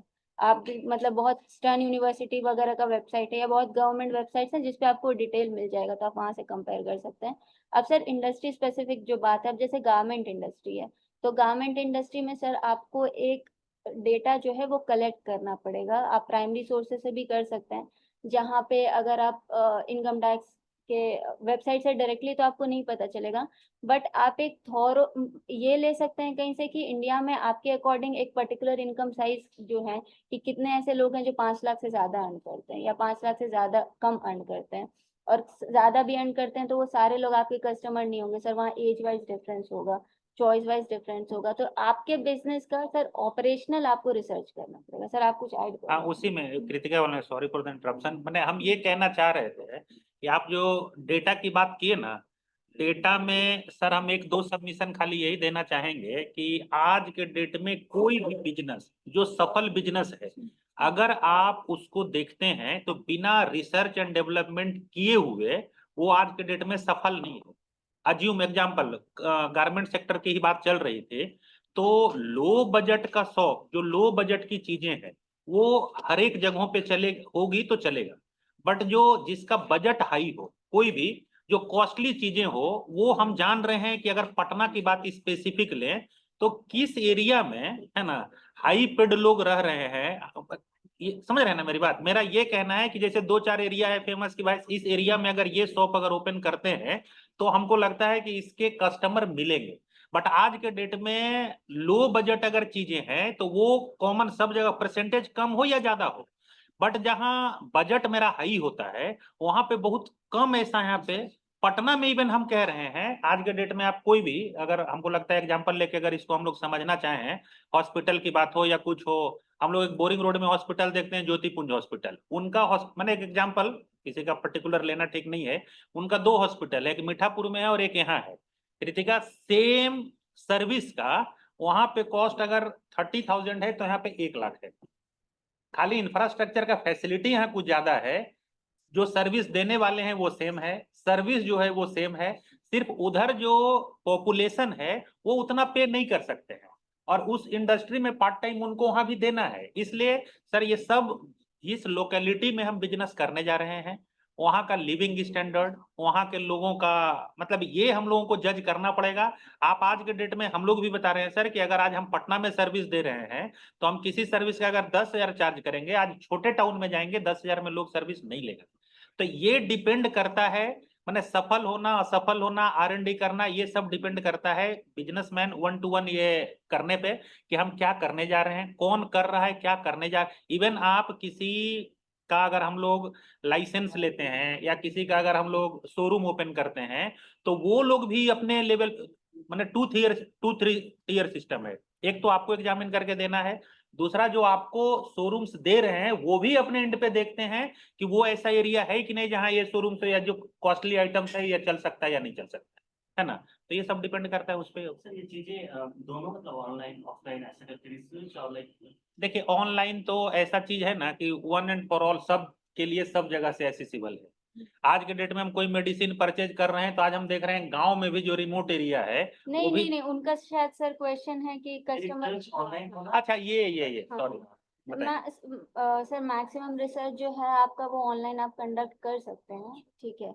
और क्योंकि आप अगर आप अभी देखिए यूट्यूब से अभी हम लोग के पास रिसोर्सेज की कमी है नहीं, सबसे बड़ा मतलब सबसे अच्छी बात ये है। तो अगर आप किसी पर्टिकुलर इंडस्ट्री के बारे में रिसर्च करना चाहें तो आपको पता चल जाएगा कि उस इंडस्ट्री में अभी टॉप प्लेयर्स कौन है, कौन लोग अच्छा कर रहे हैं। अगर आपको पता चले कि ये पर्टिकुलर कंपनी है जो इस पर्टिकुलर इंडस्ट्री में अच्छा करे, आप थोड़ा सा उनके बारे में जाके हिस्ट्री देखिए कि वो उन्होंने कहाँ से शुरू किया, कैसे शुरू किया, उनके फंडिंग का क्या तरीका था, बूटस्ट्रैपिंग की है या उनका जो आइडिया था। क्योंकि जो भी फाउंडर्स है वो अपना आइडिया जरूर शेयर करते हैं कि एक दिन वो न्यूटन वाली स्टोरी, एक दिन पेड़ के नीचे बैठे थे, एप्पल गिरा तो पता चला कि ग्रेविटी होती है। वही है, अचानक से उनके दिमाग में कोई प्रॉब्लम आया या उन्होंने कोई प्रॉब्लम सोसाइटी में देखा, उसको सॉल्व करने के लिए वो स्टार्टअप में चले गए। तो आपको सर वहां से बहुत आइडियाज मिलेंगे। और इसमें कोई जरूरी नहीं कि आप दुनिया में हर चीज करने वाले पहले आदमी हो, पहले लोग करके रखें, उनके एक्सपीरियंस का फायदा उठाइए, वहां से आगे बढ़े। हम लोग अगर बहुत बेसिक सा एग्जांपल है, हमारा कॉन्स्टिट्यूशन बोरोड कॉन्स्टिट्यूशन है। हम लोग जो इंडियन कॉन्स्टिट्यूशन है हम लोग अलग अलग जगह से लेके बोरो किए हैं। तो अंबेडकर जी को जब ये उनके ऊपर एलिगेशन लगाया गया है, लोग बहुत डिस्कस किए हैं, तो उनका बहुत सिंपल सा स्टेटमेंट था, there is no shame in borrowing. तो अगर सर वैसे अगर लोग इस पे आ सकते हैं या इस तरह की बात बोल सकते हैं, तो कल को हम आप भी दूसरे के एक्सपीरियंस का और रिसर्च का फायदा उठा सकते हैं। जरूरी नहीं है हर कुछ प्राइमरी डेटा से हो, आप सेकेंडरी डेटा पकड़िए, देखिए आप अगर आप एकदम सर यूनिक इंडस्ट्री फिर वो आपके लिए थोड़ा वहाँ पे पर्सनल रिसर्च मैटर करता है, बट आपका इंडस्ट्री अगर कॉमन है, लाइक सर आपका एडटेक है, आपका रेस्टोरेंट चेन है, आपका जूट है, आप देखिए ना ऑलरेडी वहाँ टॉप प्लेयर्स कौन है और वो कैसे स्टार्ट किए, बिकॉज वो अचानक से टॉप प्लेयर्स नहीं बन गए। जैसे आप भी बोले कि मैम वो बड़े इंडस्ट्री, तो वो अचानक से वहां पे नहीं आए ना, कभी उन लोगों ने भी छोटा स्टार्ट किया होगा। तो हो सकता है उनके टाइम सिनारियो थोड़ा अलग हो, उनके टाइम ई कॉमर्स नहीं रहा, अभी आपके टाइम ई कॉमर्स है, तो थोड़ा तो हम लोग को उसमें प्लस माइनस अपना करना पड़ेगा। बट हम लोग सर वो इंटरव्यूज के थ्रू हम लोग भी सर वैसे ही जानते हैं, वैसे ही देखते हैं, वैसे ही पढ़ते हैं। तो आप लोग भी उस तरह के एक्सपीरियंसेस को पढ़िए, उनके बारे में जानिए और फिर वहां से आगे बढ़िए। एक चीज वो स्टार्टिंग से हम लोग डिस्कस कर रहे हैं, इंडिस्पेंसिबल है, वो है नंबर एंड फिगर्स। हम लोग आइडिया डिस्कस कर रहे हैं, हम लोग मार्केट साइज डिस्कस कर रहे हैं, हम लोग कस्टमर बेस डिस्कस कर रहे हैं, लेकिन जब तक हम लोग नंबर्स में नहीं आएंगे, बिजनेस आप अल्टीमेटली से प्रॉफिट के लिए कर रहे हैं। प्रॉफिट नहीं होगी तो स्टार्टअप में टैक्स बेनिफिट का कोई मतलब ही नहीं, प्रॉफिट होगी तब तो आप टैक्स दीजिएगा। 10 साल आप बिना प्रॉफिट के बिजनेस कर लीजिए, क्या फायदा आपको स्टार्टअप रजिस्ट्रेशन का, कोई फायदा नहीं हुआ, आपका प्रॉफिट नहीं, आपको इन्वेस्टमेंट नहीं मिला। तो फिगर सर ध्यान में रखिए, जरूरत जैसे ही पड़े, टर्म हम लोग यूज करते हैं पाइवट। अगर आपको लग रहा है 1-2 साल में आपके पास एक आइडिया आया, एक साल सक्सेसफुल नहीं हुआ, दूसरे साल सक्सेसफुल नहीं हुआ, थर्ड ईयर सक्सेसफुल नहीं हुआ, उसको जिद बना के मत रखिए, तुरंत पाइवट कीजिए उससे रिलेटेड या सेकंड टर्म में। छोटा से स्टार्ट करते हैं, तो हम लोग जैसे कि मेरा भी एकदम स्टार्ट से छोटे लेवल से, तो जैसे नंबर्स की अगर आप बात करें तो मैं उसी में पूछना चाहती हूँ कि हम लोग जैसे अगर रखते हैं अपना कुछ लिखते हैं, तो वो सीधा सा एक्सपेंसेस और इनकम का लिख देते हैं बस, तो उसी का मतलब या कोई और तरीका होता है तो कैसे? तो मैम आप एक बजट पहले प्लान करिए या बस या एक्चुअल रखती है, मेरा ये क्वेश्चन है। मैम बजट के लिए तो अभी क्योंकि अपना पैसा तो हमारे पास भी उतना नहीं होता नहीं, बजट कहने का मतलब है कि मैम अगर आपने अभी अपना पैसा दिया है तो आपकी एक प्लानिंग होगी ना कि आने वाला आप अभी क्या प्लान, आपको आपके पास बस ये पता है फिगर्स में कि इस पर्टिकुलर मंथ में आपकी कितनी इनकम हुई है, या आपके पास ये फिगर भी है कि आने वाले 3 मंथ में आपको कितना इनकम हो सकता है? नहीं वो होने नहीं। वाला। तो सर मैम उसकी भी प्लानिंग कीजिए, तभी तो आप जज करेंगे ना कि आप सही ट्रैक पे हैं कि नहीं। हम लोग वो ट्रैक नहीं रख रहे हैं सर, कि हम लोग का जो बिजनेस है वो हम लोग जिस मोटिव से लेके आए थे, आज आप पैसा लगाए मैम, आपको 3 साल 5 साल बाद वो पैसा चाहिए ना बिजनेस में, आपको बर्न नहीं करना है। तो जब तक आप मेरा ये नहीं कहना कि आप 10 साल की प्लानिंग कीजिए, आप 20 साल की प्लानिंग कीजिए, एटलीस्ट 3 मंथ 6 मंथ प्लान तो आप कर सकते हैं ना, उतनी कम से कम प्लानिंग आप रखिए। Budget, performance, corrective action, corrective 3 action. Term Kritika use की है अपने डिस्कशन में। आप 6 मंथ्स का पहले बजट बना लें कि मेरा बजट क्या है। आज 1 लाख लगाएंगे तो 50,000 कमाएंगे, 2 लाख कमाएंगे 2 लाख लगाएंगे तो 1 लाख कमाएंगे, 3 लाख लगाएंगे तो उसी के हिसाब से तो आप अपने कस्टमर को आइडेंटिफाई करेंगे। आज हम 50 टिफिन दे रहे हैं, कल 100 टिफिन देंगे, मेरे पास बजट ज्यादा होगा तो 200 टिफिन देंगे। आज अगर मेरा 500 टिफिन देने का बात है तो सबसे पहले ट्रांसपोर्टेशन को हम लोग ऐड करेंगे अपने में, है ना। तो वो सबसे पहले बजट बनाइए। अच्छा, बजट डिपेंड करता है आपके रिसोर्स पे कि आपके पास जो रिसोर्सेस अवेलेबल हैं, किचन कितना स्ट्रॉन्ग है आपके पास, डिलीवरी बॉय कितना, मैंने कहने का मतलब है कि क्या। I share the same with management, आप वहां से ले लीजिएगा कॉन्टैक्ट नंबर। तो मेरा ये कहना है ना कि वो डिपेंड करता है सब आप पे में कि क्या आप प्लानिंग करते हैं। अब आपका बजट 5 लाख का है तो अकॉर्डिंगली 5 लाख का आप बजट बनाएंगे, 10 लाख अवेलेबल है रिसोर्सेज तो 10 लाख के हिसाब से बनाएंगे। तो सब डिपेंड करता है ना कि बजट, परफॉर्मेंस और अगर बजट और के एग्जॉस्टिव बजट बनाइए हाँ, मैम। आपका जो अगर बजट है उसमें परफॉर्मेंस आपकी छोटी छोटी कॉस्ट भी इन्वॉल्व होनी चाहिए, बिकॉज वो छोटी छोटी कॉस्ट को जब हम लोग सम अप करते हैं ना तो वो बहुत बड़ा कंपोनेंट बन जाता है। आपके यहाँ रोज मतलब लोग अगर आपके स्टाफ हैं तो वो कितने की चाय पी रहे हैं, आपको उसका भी प्लानिंग करना होगा। आप उस इनिशियली रखिए एटलीस्ट, क्योंकि आप स्टार्टअप और दूसरे बिजनेस में यही प्रॉब्लम रहता है, क्योंकि स्टार्टअप में जो इनिशियल फेज है वही बहुत चैलेंजिंग होता है। सर अगर आप डेटा उठा के देखेंगे ना सर, तो 3 से 4 साल में स्टार्टअप का पूरा स्टोरी अप डाउन हो जा रहा है। और जो भी इस स्टार्टअप में सर अभी देखिए, जो अभी मैंने कुछ देर पहले ही बोला था कि सिर्फ 10% स्टार्टअप ही सक्सेसफुल है, लेकिन सर ये जो 10% सक्सेसफुल है ना ये जो 10% सक्सेसफुल है ना, ये बहुत सक्सेसफुल है, मतलब फिर इनको कोई कैच नहीं कर सकता है। तो ये डीमोटिवेट होने वाली बात नहीं कि सिर्फ 10% ही सक्सेसफुल है, क्योंकि अगर वो 10% में आप हिट कर गए ना, फिर आपको कोई नहीं रोक सकता है।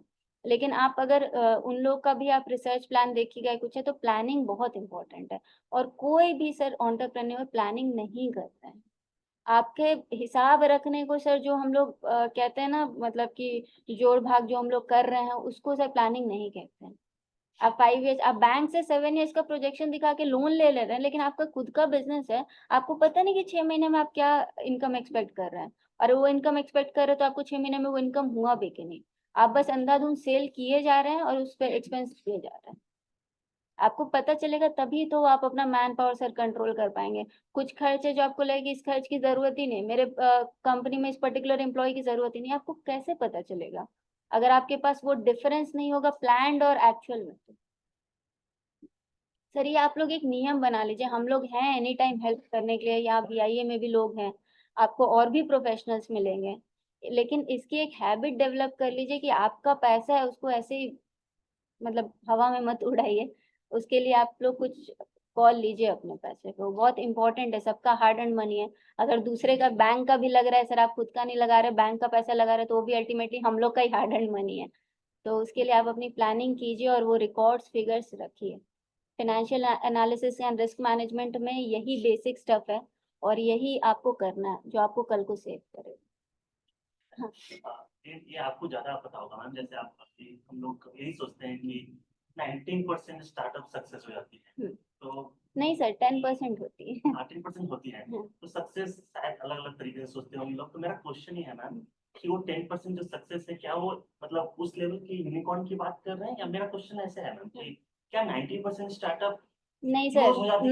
Not unicorn, yes sir, startup रह नहीं जाते हैं। पेपर पे खत्म हो जाती है? पेपर पे खत्म हो जाती है सर। 10% कहने का मतलब I am not talking about unicorn, unicorn is different. ऐसे यूनिकॉर्न मतलब जो भी 10% सक्सेसफुल हो रही है वो यूनिकॉर्न ही हो रही है, ठीक है। यूनिकॉर्न है, या एक और टर्मिनोलॉजी होता है सर सूनिकॉर्न। यूनिकॉर्न अभी हुआ नहीं, soon it will be unicorn, ठीक है। तो हम लोग सिंपल प्रॉफिट मेकिंग कंपनीज की बात कर रहे हैं। कहने का मतलब कि 90% जो स्टार्टअप्स हैं वो प्रॉफिट में अर्न ही नहीं कर पा रही है। Forget unicorn and unicorn.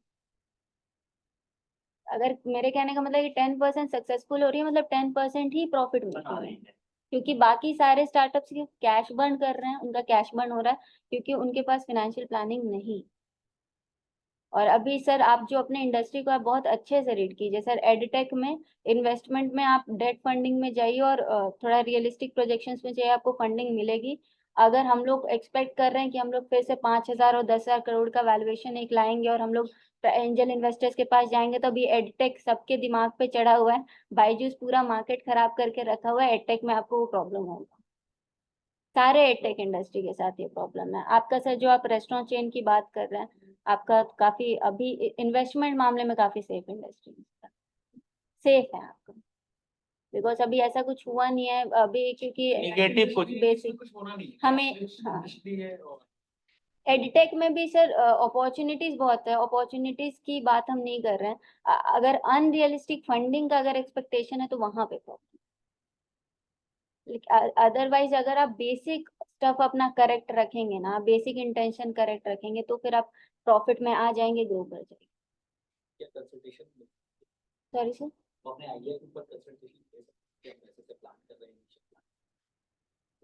Sir उसके लिए तो प्लेटफॉर्म हम लोगों का बीआईए दे ही रही है प्लेटफॉर्म। आज हम लोग ऐसे ही 1-to-1 डिस्कशन के लिए इसके साथ वन ठीक है ना सर, अगर वैसा है तो हम लोग प्लान करेंगे। हम लोग ऑलरेडी अगर सर उस फील्ड में कुछ लोग अच्छा कर रहे हैं, या सेल्फ सस्टेनेबल जो बिजनेस है टेक है, हम लोग वहां से बात करके उसका सबके साथ जैसे जितने भी लोग आते हैं जो सक्सेसफुल है, तो वो सब लोगों का एक कॉमन सा होता है। कहते हैं वो लोग कि हमारे एक मेंटर है वो, तो हमें जैसे छोटे लेवल कोई मेंटर ही नहीं मिल पाती कि एग्जैक्ट जब प्रॉब्लम आती है तो एग्जैक्ट हम उनसे डिस्कस, हम लोग फंसे रह जाते हैं ये सर करो, वो करो। पता नहीं वो ऐसा क्यों कहते हैं कि उनके पास मेंटर है। एक इशू लेकर के आएंगे तो देखिए हमारे और और अभी हो रहा है ना मैम, नहीं। अभी आप ही कृतिका सबसे बताइए। बेस्ट पार्ट है कि बीआईए अपने आप में एक ऐसा ब्रांड है, ऐसा वही हम बोले प्लेटफॉर्म कि है अभी तो कि एटलीस्ट आप हो रहा है ना, ये जिसको तो वही खोजेंगे है। ना सब लोग यहाँ पे अवेलेबल होंगे। हम कह रहे हैं कि बैंक फाइनेंस से लेके और छोटा से बड़ा फाइनेंसेस की रिक्वायरमेंट हो, हम कह रहे हैं सर कि आप इस प्लेटफॉर्म को यूज कीजिए। एक लाइन से बैंक खड़ा रहेगा, है ना, वो कॉमन चेकलिस्ट शेयर करेगा कि ये पेपर आएगा तो हम ये फंडिंग करेंगे, किस लिमिट तक करेंगे, तो क्या हमारे पास पेपर्स का रिक्वायरमेंट होना चाहिए। मैंने उम्मीद करते हैं कि अगर बीआई के इनविटेशन पे शायद ऐसा कोई ऐसा है ना, एक बार अगर ट्रेड सर आप यहाँ एसोसिएशन से कांटेक्ट कीजिएगा, आपको हर तरह के मेंटोर्स मिल जाएंगे, ट्रेड आपको किसी में एसोसिएशन प्रॉब्लम सिर्फ नहीं। बोल दे कि पर्टिकुलर बैंक हम लोगों को सपोर्ट नहीं कर रहा है, हमारे जितने मेंबर हैं उनसे फंडिंग लेना रोक बंद कर दीजिए या उसको इस इशू को उठाया गया सर, स्टार्टअप्स की फंडिंग में थोड़ा सा बैंक्स बिहार में पर्टिकुलरली थोड़ा कंस्ट्रेंट रहा है। सर रीजन इसलिए नहीं है सर कि कर नहीं रही है, रीजन मेरे पुअर प्लानिंग की वजह से वो एग्जैक्टली जान रही है कि इनका पुअर प्लानिंग है और फेल होगा। ग्लोबल इशू है सर। कल हम कुछ मतलब हायर अथॉरिटी से सर बैंक में बात हुई हमको, तो उनका भी वही कहना है कि वहां भी फंडिंग के लिए, बैंक फंडिंग में भी स्टार्टअप में वही प्रॉब्लम है जो कि इक्विटी फंडिंग है, वो है अनरियलिस्टिक प्रोजेक्शंस और मतलब कोलैटरल उस हिसाब से है नहीं। एक्चुअली अनरियलिस्टिक प्रोजेक्शन के हिसाब से आप क्रेडिट फैसिलिटी चाह रहे हैं और उस क्रेडिट फैसिलिटी के लिए आपके पास कोलैटरल नहीं है, तो आप अपना प्रोजेक्शंस रियलिस्टिक रखें। कमेटी की मीटिंग होती है, उसमें रिप्रेजेंटेशन मैंने इस इशू को वहां पे रेज किया कि आप थोड़ा लिबरल होइए स्टार्टअप्स की फंडिंग, लेकिन फिर भी बैंक वालों को भी जॉब करने हैं, उनको भी अपनी कैपिटल सेफ रखनी। सर हम लोग भी लग रहा है कि प्लानिंग इतनी पुअर होती है ना सर, प्लानिंग हम लोग सिर्फ फंडिंग जो कह रहे हैं कि बार बार हम लोग सिर्फ फंडिंग पे, मेरा एक फोकस है कि कोई तरह से हमारे बिजनेस को फंडिंग हो जाए बस, बट उस फंडिंग का यूटिलाइजेशन हम क्या करेंगे? कि 100 करोड़ आ जाएगा तो करना क्या है सर? एग्जैक्ट आपके पास कोई प्लानिंग नहीं है उस 100 करोड़ आपको लगता है सारे लोगों के पास एकाएक अगर 50 करोड़ दे दिया जाए तो फिर वही सर लगता नहीं है कि सबसे पहले गाड़ी महंगा खरीद ले और बढ़िया ऑफिस ले? माने ये सब के कुछ चीजें तो कॉमन होगी कि पहले ये रिक्वायरमेंट हम फुलफिल सर कर लें। अभी जो हम लोग आके बात किए हैं इसमें कोई भी हम लोग टेक्निकल डिस्कशन नहीं किए, टेक्निकल टर्म हम खुद अवॉइड किए कि जितना कम हम लोग यूज करें। बेसिक से हम लोग क्वेश्चन पूछे लेकिन वो नहीं कर रहे हैं कोई भी। ये जो अभी आपने कहा तो सबसे पहला नीड तो यही है कि कहीं भी कम्युनिकेशन करने के लिए एक ऑफिस होना चाहिए। सर आपके पास एक बेसिक ऑफिस होनी चाहिए सर, आपके पास एक बहुत वर्ल्ड लेवल इंफ्रास्ट्रक्चर की जरूरत नहीं है। एक State of बात कहना चाहेंगे। बिल्कुल। मेरा नाम रंजना राज है, मैं founder of Devi land. Okay, mainly जो माइक ले लीजिए मैडम, माइक ले लीजिए प्लीज, ऑनलाइन भी लोग जुड़े हुए हैं। तो ऑन ये स्विच है मैम, काम नहीं कर रहा। इसको ले लीजिए, ये वाला बढ़ा दीजिए, ये वाला। आप जो बोले ना सर, अभी इतना अच्छा को वर्किंग का कंसेप्ट आया है इंडस्ट्रियल एरिया में, बिहार सरकार भी आपको को वर्किंग स्पेस दे रही है इतना कम कॉस्ट पे कि आपको मतलब इतना कम कॉस्ट पे आज के डेट में ऑफिस अवेलेबल है कि सर उससे नीचे हम लोग सोच भी नहीं सकते हैं सर। मैम आप सर यहाँ से शेयर ज्यादा कीजिए। अच्छा इंडस्ट्रियल एरिया सब जगह है, नहीं इंडस्ट्रियल एरिया में स्टार्टअप काम कर रहे हैं। Pataliputra industrial area. का काम वेस्ट मैनेजमेंट का वेस्ट नहीं, ई वेस्ट काम कर रहा है। हमारा जो है प्लानिंग डिफाइंड है, ठीक है। ऑलरेडी हम लोग 2017 से R&D फेज में है। उसके बाद जब हम प्रॉफिटेबल हुए, हम लोग हर एक चीज अच्छे से किए। सर हम लोग प्लानिंग का मैम फाइनेंशियल प्लानिंग ही बात कर रहे हैं ना, सारी चीजें, सारी प्लानिंग, ठीक है फाइनेंशियल से लेके हर एक चीज हमारा जो जितना कुछ होता है ना सब ऑन द पेपर होता है। हम ठीक है। लोग बोल के बात भी नहीं करते। हम लोग खुद में भी अगर टीम में अगर कुछ डिस्कस करना हो ना तो उसके लिए एक हम लोग लिखते हैं। ठीक है, पूरी ठीक। तरह मतलब से आपके पास फिगर्स नंबर्स है जो हम लोग बात कर रहे थे, ये ठीक। सारी चीजें हैं। और रही बात जहाँ तक कि ये आपने कहा कि बैंक स्टार्टअप को प्रोवाइड कर देती है, उनकी मिस्टेक की वजह से नहीं देती, तो ये भी कुछ नहीं है, ठीक है। फिर भी बैंक हम लोग को जो है ना सीधे सुनती है ना कि वो स्टार्टअप है, वो नहीं देना चाहती। मैम आप थोड़ा स्पेसिफिक होकर अगर बताएंगे तो हम लोग, जैसे अगर आपको बैंक अभी कुछ दिन पहले की बात है, बताओ मेरे साथ तो रियली में अभी हुआ है कुछ दिन पहले, हफ्ते 10 दिन पहले। एक IDFC बैंक है जो दावा करती है कि स्टार्टअप को सपोर्ट करती है, स्टार्टअप को लोन प्रोवाइड करती है, ठीक है। तो हमारा अकाउंट उसी में जो कंपनी अकाउंट है उस पे हमने, वो कंपनी अकाउंट पे लोन नहीं देती है, वो प्रोप्राइटरशिप पे देती है, ठीक है। तो हमने प्रोप्राइटरशिप के लिए उस पे अप्लाई किया। कंपनी को लोन ना दे के प्रोप्राइटरशिप हाँ, पे वो देगी, एक ये तो एक योजना चलता है, ठीक है। ये प्रैक्टिकल नॉलेज विकास विकास ये उद्यमी विकास नहीं, योजना उद्यमी कुछ विकास करके है। योजना करके चलता है उसका एक प्लान, जिसमें क्या है ना कि कोई भी छोटे 4 से 5 लाख दुकान लोन आराम से ले सकते दुकान वाले को प्रोप्राइटरशिप पे वो देता है। हाँ, और हम लोग उसको प्रीफर इसीलिए किए, रीजन था कि हम लोग का कंपनी का खाता वहाँ था, ठीक है।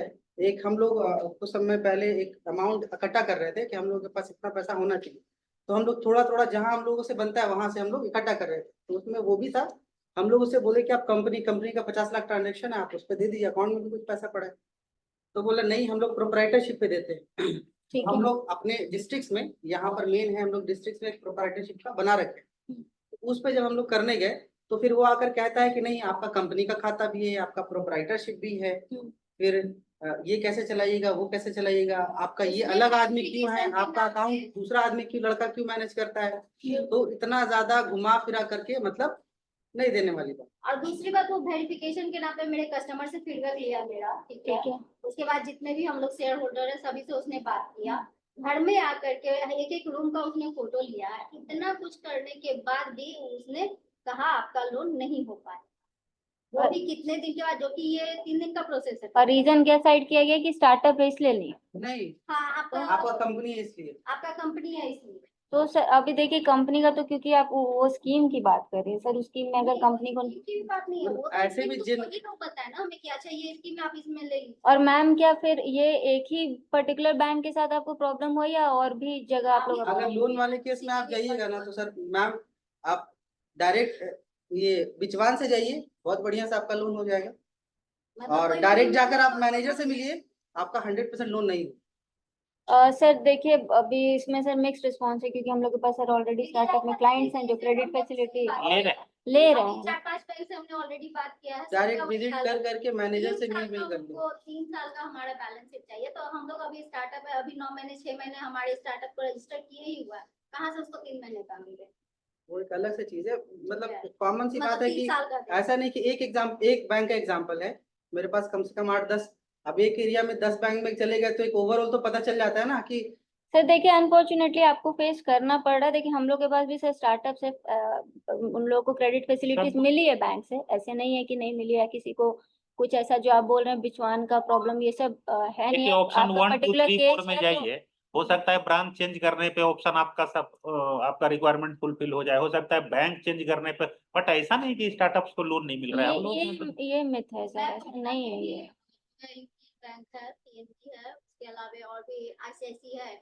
जबकि जब मेरा मतलब जब मैं जॉब कर रही थी उस टाइम में वो 75 लाख तक मुझे लोन देने को रेडी थे, और आज जब मैं शॉप चला रही हूँ तो मुझे 1 रुपया देने को रेडी नहीं है। मैम हम लोग ये बता सकते हैं मैडम कि इसमें हम एक काम जो करते हैं। बैंक है, हाँ वही हम बोल रहे थे कि नहीं, वैसा तो हम कनेक्ट कहते हैं वो आप किसका नाम लिखेंगे, पीएनबी, आईसीआईसीआई, एक्सिस, यहाँ जमा है, पीएनबी वही आप कह रहे बैंक का नाम ले हैं। रहे हैं। हमारा जानना चाहिए पांच बैंक कि वाले सामने बैंक चाहती है।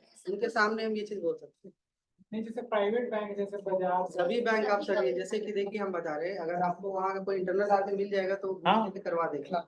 हो गया काम खत्म। कोई लेता है 2% 5% लेके नहीं, करवा देता है। तो कहने की बात रह गई ना, मेरा कहना है कि आप अपना फाइल यहाँ दीजिए। हम अपना काम मैम आप एक काम कीजिए सर, आप लोग का डिटेल्ड लोन प्रपोजल होगा, ठीक है, बना हुआ, आप एक बार यहाँ सबमिट कराइए, फिर यहाँ के थ्रू अप्रोच करेंगे। या अगर मैम हो सकता है आप उतना एक्सपर्ट नहीं है कि आप अपने मिस्टेक्स को, जैसे सर बोले ना कि हम जाते हैं तो नहीं करता है, बिचमान जाने पे हो जाता है, क्योंकि हम लोग हो सकता है कि बैंकर का जो क्वेरी है वो हम हाँ, सेटिस्फाई क्योंकि कर आप दे बहुत बैंक को, सारे जो आप नहीं कर technical- पा अभी रहे हैं। आप हो जितनी सकता है भी जो बात मेरा करें- डोमेन है जिसमें आप एक्सपर्ट ना हो, ठीक है ना। हम ये चीज समझ गए, ठीक है। मेरा ये लोन अप्रूव नहीं हुआ, आप प्रॉपर रीजन तो बताएंगे ना कि क्यों नहीं हुआ। सर मैम वही बता रहे, जैसे हम लोग उसमें टर्मिनोलॉजी सुनते हैं क्यों नहीं हुआ, हम लोग कोलैटरल नहीं था, नेटवर्थ नहीं था, या सर डीएससीआर प्रॉपर नहीं था, लेकिन आप उस तरह का वो रीजन आप नहीं बता रही हैं। आप जो रीजन अभी मेरे से लोन के लिए बोल रहे थे, हमारी खुद की प्रॉपर्टी है, 850 हमारा ये है सिविल स्कोर है, हमारा टर्नओवर बहुत अच्छा है, ऑलरेडी लास्ट ईयर। तो आपका कहना है कि वो आपको बिना बताए मतलब रीजन भी नहीं दे रहा और लोन रिजेक्ट कर रहा है। मैम आप एक बार अपना प्रपोजल यहाँ सबमिट 12 में जब वो जो कैंसिल कर देते उसके बाद कहते हैं कोई बात नहीं सर हम कर देंगे, 3 महीना बाद आ जाइए। हाँ ठीक है, अभी सर आप यहाँ पे प्रपोजल एक बार सबमिट करके देखिए। वही 1-to-1 स्पेसिफिक हम बता रहे हैं, लेकिन इंडस्ट्री वाइज सेगमेंट वाइज ना सबका पोर्टफोलियो बटा रहता और है। ये हम लोग बहुत किसी बैंक को अगर 100 ऐसा नहीं है स्टार्टअप को लोन किसी मिल रहा बैंक है को अगर तो 100 रुपया का टोटल लोन फंड लोन देना है तो वो अलग अलग सेगमेंट में उसका परसेंटेज डिस्ट्रीब्यूट हुआ है कि होम में इतना देना है, कार लोन में इतना देना है, बिजनेस में भी रियल एस्टेट में इतना देना है। तो यहाँ पे बस एक ही प्रॉब्लम लगता है कि एज ए स्टार्टअप जो हम लोग हैं, या ये प्रॉब्लम सबका है, ठीक है ना। हम लोग को सही टाइम पे सही इंफॉर्मेशन नहीं मिलने की वजह से हमारा जो भी आप लोग कहते हैं कि 90% स्टार्टअप फेल हो जाते, रीजन बिहाइंड यही है कि सही टाइम पे सही इंफॉर्मेशन नहीं मिल पाता है। मैम देखिए उसके लिए तो सही सोर्स पे के पास जाना पड़ेगा। पता ही नहीं है ना, क्योंकि उतना एजुकेटेड नहीं है, पता नहीं है स्टार्टअप होता और क्या है। इसके आपको लिए वो समझ मैम नहीं बोली है। मेंटरशिप हम लोगों को मिलेगी। मेंटोरशिप में देखिए सर आपको मतलब डे वन से प्रोफेशनल्स के साथ कनेक्ट कृतिका इंक्यूबेशन सेंटर बना है क्या? इंक्यूबेशन सेंटर आपको हम जो कह रहे हैं कि हमको लगता है देखिए कि थोड़ा सबका सा problem होती है। ग्रेजुअली सर फर्स्ट डे से एक्सपेक्टेशन इंक्यूबेशन सेंटर खोला ही गया है कि आपके मेंटोरशिप के लिए, कि आपको जो आज हम लोग यहाँ बैठे हुए हैं, क्यों बैठे हुए हैं? हम कहीं से आए हुए हैं, आप कहीं से आए हुए हैं। मैडम एक चीज पूछना चाह रहे थे, जैसे ऑनलाइन अप्लाई आपने किया था या ऑफलाइन के सामने में बैठ। अच्छा ऑनलाइन आप करके देखिए, हो सकता है उसमें सर हो जाएगा, कमीशन दीजिए, हो जाएगा। आपको भी करवाना है तो 2% कमीशन दिए, 4% सर तो ये डिस्कशन ना आपके आने से पहले हम लोग कर चुके हैं। जो कहने का मतलब इसको कोई नहीं रोक कुछ सकता। सर हम लोग आउट ऑफ indispensable आपके आने से पहले ये टॉपिक ऑलरेडी डिस्कस हो चुका है। अगर आप जान ही रहे हैं कि उससे उन्हें तक करके करा ले, क्या करेंगे? आज सर सिस्टम में आउट ऑफ पॉकेट एक्सपेंसेस, हम लोग कोई अदर टर्म यूज नहीं कर रहे हैं, पार्ट बन गया है सर सिस्टम का। क्या करेंगे? जिनके हाथ में सर पावर है वो पावर को। अच्छा आपके आने से पहले इस पे खूब डिस्कशन हुआ है ना? कि है ना, हम लोग डिस्कस किए ना सर इस चीजों को कि भाई अब क्या आप उसको कीजिए। नहीं छोड़ सकते ना सर, उसके लिए आप अगर जो भी आपका आउट ऑफ पॉकेट एक्सपेंसेस जो हम लोग यूफेमिज्म यूज हम कर अगर रहे हैं रिजिड बार-बार, रहेंगे ना सर उसके तो लिए आप बिजनेस नहीं छोड़ सकते हैं। एक सर बहुत जनरल सा एक सर कोई एक बार एक क्वेश्चन किया था कि डिवोर्स का सबसे बड़ा रीजन क्या होता है? क्या होता है? शादी। तो उसी तरह से रिस्क और फेलियर का सबसे बड़ा रीजन, जो आप एक्सपेंस बियर कर रहे हैं, आपको जो स्ट्रगल हो रहा है उसका सबसे बड़ा रीजन क्या है? आपका बिजनेस। तो आप उसके लिए बिजनेस नहीं कर सकते ना खत्म। डाइवोर्स मिसकम्युनिकेशन वो ऐड करता है। नहीं सर, अगर सर शादी नहीं होगी तो मिसकम्युनिकेशन आएगा कहाँ से? तो डिवोर्स होगा कहाँ से? तो मेरा वही कहना है कि अगर सोर्स आपका मेजर वही है, तो अगर आप मैम स्ट्रगल की बात करें, अगर वो डिसीजन आप लिए कि आपको बिजनेस करना है तो ये इंडिस्पेंसिबल है।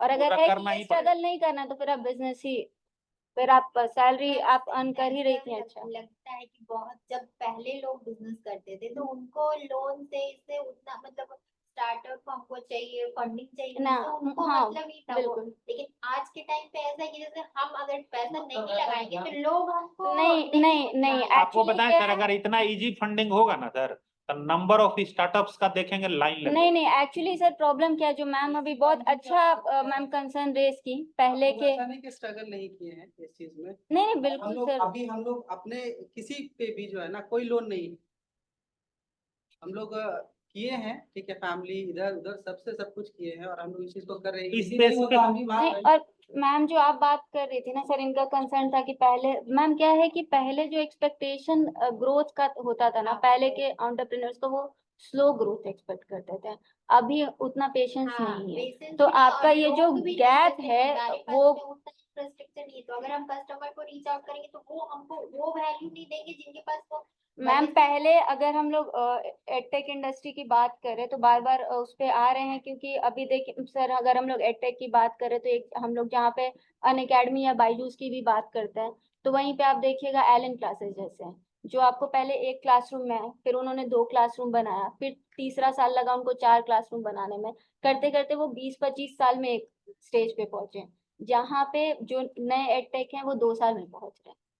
तो अगर आप उस स्पीड से जाएंगे, तो अगर आप उस स्पीड से जाके फॉल करेंगे तो क्योंकि आपका बेस स्ट्रांग नहीं है तो वहां पे आपको प्रॉब्लम होगा।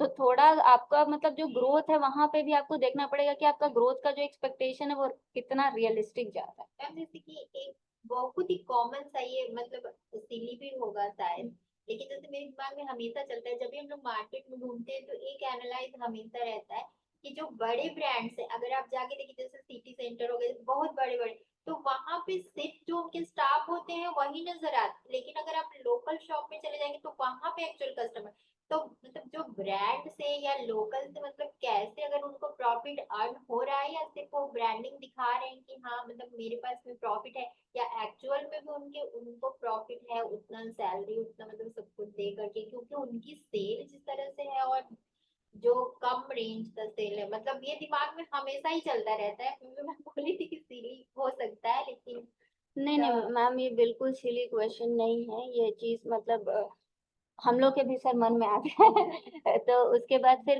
देखिए, अगर एक बोलते हैं ना कि एक पीरियड आपको देना पड़ता है किसी भी बिजनेस को, किसी भी काम को, आपका जो भी ड्रीम्स है या उसको पूरा करने के लिए, अगर कोई बिजनेस एक पर्टिकुलर टाइम से सस्टेन कर रही है तो ऑब्वियसली वो प्रॉफिट में है तभी कर रही है, अदरवाइज वो नहीं करेगी। तो शॉर्ट टर्म बेसिस पे तो सर जज करना या एनालाइज करना मुश्किल है, लेकिन आप उसका पीरियड देख लीजिए कि वो कितने पीरियड से सरवाइव कर रही है। अगर एक पर्टिकुलर पीरियड के बाद भी वो कंटिन्यूड है, मतलब वो सस्टेनेबल है, सेल्फ सस्टेनेबल बिजनेस है और वो कंटिन्यू करेगी। अगर उसको फॉल करना है ना सर, वो 3-4 साल में कर जाएगी। अगर 5-6 साल का पीरियड कोई काट लिया उसके बाद मुश्किल है कि हम वो लोग fall करेगा। क्रेडिबिलिटी किसी कंपनी का जज कैसे करते हैं? उसका नंबर ऑफ इयर्स एक्सपीरियंस, कितने दिनों से चलते आ रही है, इस मार्केट में है, कस्टमर सेटिस्फाइड है, बिजनेस ग्रो कर रही है, प्रॉफिट हो रहा है। हम लोग जैसे उसके शेयर को मार्केट में ओपन मार्केट से ये परचेज कर रहे हैं, यही सब है क्राइटेरिया। कुछ जज करना नहीं है, मतलब अपने आप को जैसे ऐसा है कि ब्रांड बनाना या फिर मतलब लोकल में ही जाना, इस तरह का जब सोच में आता है तो उनसे कंपेयर मतलब हो जाता है। या ब्रांड बनाने का आप बताइए ना मैम कि एक शॉप अगर कोई एक शोरूम खुलता है तो उसका rent, man power cost, electricity, infrastructure, अगर पहले हम उस लायक हैं या नहीं, हाँ है ना। ब्रांड की बात तो तब सोचेंगे जब उतना फिक्स कॉस्ट मीट करने के लिए, उतने छोटे से स्पेस के लिए हम प्रीपेयर्ड। मैम अभी अगर हम लोग अपना बेसिक स्टफ थोड़ा करेक्ट पे ध्यान देना, और एक जो ऑब्वियसली जेन्युइन कंसर्न है कि फंडिंग नहीं मिल रही है, बैंक नहीं मिल रही है, तो उसके लिए सर बीआईएस में अगर वो लोग सर लोग से बात करेंगे, वन टू वन हो सकता है, कॉमन नहीं हो सकता है, मतलब अच्छा बैंक टू बैंक डिफर करता है, ब्रांच टू ब्रांच डिफर करता हो सकता है मैम, आप है, मैनेजर टू मैनेजर डिफर कर सकते हैं। सर एक एरिया में जैसे कि हम लोगों का नहीं नहीं सर, ऐसा नहीं है सर, स्टार्टअप को फंडिंग बैंक ऑनलाइन में क्या है ना कि आपके पास 2-4 ऑप्शंस आपके। सर सिर्फ ऑनलाइन से होगा नहीं सर, आप ऑफलाइन इंडिस्पेंसिबल, आपको बैंकर से जाना ही पड़ेगा, आपको मिलना ही पड़ेगा। बैंकर के लोग जैसे बोले कि आके चेक कर लेते हैं। सर वो हम लोग वही बोल रहे कि सर वो बहुत स्पेसिफिक केस है। बैंक बताएगा कि उसका क्यों नहीं वो होगा, रीजन भी नहीं वन बता टाइम रहा। केस है, जैसे अगर हम बात करेंगे हम सर, लोग कुछ वहाँ पे बैंक। सर आप जैसे कि आईडीएफसी के बैंक वाले यहाँ बिहार में एक बार आप अपना केस को रोहतगी साहब से डिस्कस कीजिए। हाँ आशीष सर है ना, उससे एक बार डिटेल में डिस्कस कीजिए ना, बैंक से उनका जो यहाँ एकदम बता देंगे, सही कह रहे हैं आप, डॉक्टर के पास जाइए, इलाज होगा सर। डिटेल में, मैंने अकेले 1-to-1 में। आप विश्वास कीजिए एकदम होगा सर, जहाँ सर कह रहे हैं आप जाइए, आपके कमी को हम समझ सकते हैं, वही कमी हो सकता है बैंकर समझ रहा होगा, आप जिनके बारे में बोल रहे हैं आप जाइए ना, हो सकता है कि वो चीजें आप करेक्ट कर ले, आपका काम हो जाए। इसीलिए कर दे, एकदम कर देंगे। वो बताएंगे कि इनकी तरफ से कुछ कमी है कि नहीं, और अगर बैंक ने रीजन नहीं दिया है तो उसका भी है। आप वो बात को लेटर प्रॉपर लिखेंगे कि आप डिटेल रीजनिंग राइटिंग में दो। और कुछ क्वेरी है तो बताया जाए सर। जरूर सर, लास्ट कंक्लूड करने के पहले एक चीज कहेंगे कि कोई काम का बजट, परफॉर्मेंस और करेक्टिव मेजर्स इसका बेसिक सर जो बचपन से हम लोग को सिखाया गया, बस उतना एलिमेंट्री स्कूल से जो हम लोग सीखे हैं, बेसिक अपना क्लियर रखिए, बेसिक स्टफ पे ध्यान देना। स्टार्टअप एक नॉर्मल बिजनेस ही है, उसको मतलब ऐसे बज़वर्ड या हैवॉक हम लोग नहीं बनाए। जैसे जो नॉर्मल बिजनेस में जो लोग प्लान करते हैं, जैसे आपकी घर की बजटिंग होती है, आप उसी हिसाब से प्लान कीजिए अपने कस्टमर बेस को रीड करके। अगर आपको नहीं पता है कि आपके बिजनेस का परफॉर्मेंस क्या होने वाला है, क्या होना चाहिए, तो वो आप मतलब फेलियर के लिए प्लान करना आप शुरू ऑलरेडी कर चुके हैं। प्रैक्टिकल सेशन हाँ ठीक है, जैसा भी बिजनेस है, जिस लेवल पे भी है, बनाते हैं और आप ठीक है ठीक है। तो प्रपोजल स्पेसिफिक सर, या अगर एक हाइपोथेटिकल फिगर्स ये लोग लेकर आते हैं। सेम टाइप ऑफ इंडस्ट्री का अगर कुछ कॉमन वैसा रहे तो बीआई के माध्यम से बोलेंगे तो अकॉर्डिंग हम सही जा रहे हैं। हाँ ठीक है उसमें अगर कुछ प्रोफेशनल हेल्प की जरूरत पड़ेगी, कॉमन जो मिस्टेक्स अगर कुछ हो रहे होंगे तो हम लोग गाइड करेंगे। ड्राफ्ट भी हमारा हाँ ठीक है ठीक है ठीक है। एक हम लोग सर अगर वैसा कुछ होता है तो कल को हम लोग गाइड कर सकते हैं कि एक पर्टिकुलर ये रिपोर्टिंग फॉर्मेट है, इस फॉर्मेट में आपको अपना डिटेल्स मेंटेन आप करें तो आपके लिए अच्छा रहेगा। इसको पेड कंसल्टिंग सर आप यहाँ हम बात लोग करें ना, बात सब जैसे आज हो रहा है सब काम यहीं से हो जाएगा सर। आप जो है आप अपना बात यहाँ रखें, है ना। हम लोग लगता है सर कि बिना फी का ये का सारा काम मिलना हुआ तो सर हम लोग यहीं पे मिलेंगे सर। आप खाली बताइए ना, जैसे सर बोले ना प्रेजेंटेशन का आप रखिए ना सर, जैसे आज बीआईए वाले बुलाए हम लोगों को, हम लोग आएंगे और जितना सर इनपुट दे सकते हैं सर हम लोग देंगे। सर आप लोग अगर है ऐसा कुछ हम इंडिविजुअल लोग हेल्प की प्लान जरूरत करते हैं, आप पड़ोगी, प्रॉपर अपना क्वेरी हाँ। लिस्ट लेके हाँ सर, जैसे कोई इंडिविजुअल हेल्प का जरूरत पड़ेगा, किसी पर्टिकुलर पॉइंट पे डिस्कस करना। एक तो जो हम बना रहे हैं, जो हमारा पास में होता चल रहा है, और एक जो हम फ्यूचर, तो फ्यूचर में मतलब इस तरह सीख रहे हैं, क्योंकि सब लोगों को आता नहीं है वो सब। हम लोग थ्योरी में अगर कोई कॉमर्स जैसे होगा तो हम हाँ। लोग यहाँ तो पढ़े हैं, नहीं, नंबर तो सर हम लोग शेयर कर देंगे, अब हम सर हम चाहते हैं लोग कि एक सर इस सीईओ प्लेटफॉर्म सर को से यूज कर रहे हैं ना, अगर इसके थ्रू आप हम लोगों को ये जगह दे देंगे तो सर लोगों को हम यहाँ सर क्यों हम गाइड एक करना होगा, यही है सर कि सर सीईओ सर से इंफॉर्मेशन लेके एक चीज मतलब बोलिए। पूछना चाहेंगे, अगर हो सके, जैसे इनका मैम का ही कहना है कि मैम हम लोग का इंडस्ट्री स्पेसिफिक अलग क्वेरी है, तो सर ये लोग अपना एक कुछ क्वेरी रिटर्न में सबमिट करें बीआईए में, जो हम लोग फिर उसको अगर, क्योंकि क्या है कि इतने 1 घंटे 2 घंटे के डिस्कशन, हाँ जो भी प्रपोजल्स है या सर उनका इंडस्ट्री स्पेसिफिक क्वेरी है वो आप अगर सर submit बनाए ना सर, वैसा रहेगा ना, तो हम लोग भी कुछ एक कॉमन प्रयास करते हैं जो सबके लिए यूजफुल हो, हम भी एक सिस्टम बना के लाते हैं। हम आप आपको लोग सर राइटिंग में अगर वो क्वेरीज अपना सबमिट करेंगे इंक्लूडिंग सर आपका जो भी स्पेसिफिक है, तो बताते जाएंगे तो साथ में हम करते भी जाएंगे ना, तो वो ज्यादा लगभग पॉइंट टू पॉइंट सॉल्व होता रहेगा। ठीक है, वो तो मतलब अभी तो इतना ज्ञान एक बार लेके आके नहीं, फिर हो नहीं पाएगा सर, वो वर्केबल आपके लिए नहीं होगा, ये फेज वाइज ही होगा। कोई ई कॉमर्स का स्कीम नहीं आता, अभी क्या बताएंगे पेपर नहीं सर ऐसा नहीं है सर, साइंस आर्ट्स वाले ज्यादा सक्सेसफुल हैं अभी, तो उससे फर्क नहीं पड़ता है आपको, ऐसा नहीं कि आपको कॉमर्स का नॉलेज होना चाहिए, बहुत बेस हम लोग अगेन उसी पे आ रहे हैं, बहुत बेसिक स्टफ है, टेक्निकल के लिए सर बैठे हुए हैं ना सीएससीएस आपका हेल्प करने के लिए, आपको वहाँ जाने की जरूरत भी नहीं है। बेसिक पता होना चाहिए, तो उनसे पूछना भी क्या है, तो वो भी नहीं पता। हाँ ठीक है, जी, उस जी। पे हम लोग एक सेशन सर हम लोग पूरे मतलब फिगर वाइज फाइनेंशियल प्लानिंग पे एक सेशन कर सकते हैं उस तरह से। जो भी डेट सीईओ साहब डिसाइड करेंगे सर, हम लोग एडवांस में कमिट करते हैं कि आके सर उस दिन प्रॉपर हम लोग उस पॉइंट को कवर करेंगे, है ना। मैडम का जो है कि लोन का भी काम करते हैं, चुनाव के बाद आप और कॉन्टैक्ट नंबर हम लोग निमिषा मैम को शेयर कर देते हैं, हाँ ठीक तो फिर मैम से फिर कॉन्टैक्ट डिटेल शेयर कर देगा निमिषा को। हाँ, हम दे देंगे अगर मैम को। कोई ज्यादा कोई पर्टिकुलर स्पेसिफिक पॉइंट पे कभी क्वेरी रहे मैम तो के सर पास ऑलरेडी है हम निमिषा दे देते हैं। आपके पास है ना कॉन्टैक्ट नंबर?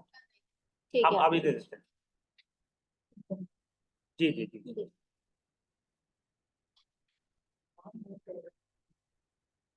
कर रहा है, चलिए आवाज आप पहुंच रही है ना आप लोगों तक? चलिए ठीक है, पर्पज सॉल्व होना चाहिए। तो पहले तो हम सर का और दीपिका का दोनों लोगों को थैंक्स देना चाहूंगा और आभार भी व्यक्त करना चाहूंगा कि आप लोगों ने रिक्वेस्ट पे अपना वैल्यूएबल टाइम दिया, और उम्मीद करते हैं कि जो कुछ बताया होगा उससे कुछ तो है आप लोगों को फायदा हुआ होगा। और यहाँ पे ये रेगुलर सेशन होता है, आप लोगों की जो भी क्वेरीज आती है, जो हमारे गेस्ट स्पीकर होते हैं उसको एड्रेस करने की कोशिश करते हैं। मैं पर्सनली ये चीज कह रहा हूँ कि रितिका का जो प्रेजेंटेशन था सर, कृतिका रितिका जी। प्रेजेंटेशन था, दैट वाज वेरी प्रैक्टिकल और बहुत अच्छे से उन्होंने बताया, तो एक फ्रेज जो उन्होंने यूज किया तो वो मोटिवेशनल भी है और कॉशन करने के लिए भी। जैसे प्लानिंग वाला एक फ्रेज उन्होंने यूज किया, नॉट प्लानिंग, प्लानिंग फॉर। मैं एक बार थैंक्स दूंगा और as a yes good gesture sir एक प्लान देना चाहेंगे आपके साथ आई। हम लोग सर एक फोटोग्राफी भी कर लेंगे सर को। सारे ही लोग आ जाएंगे। हाँ, एक तो हमें नहीं बहुत बढ़िया लगा सर, जब भी जरूरत हो सर हम लोगों को इस प्लेटफॉर्म पे बुलाया जाए सर, हम लोग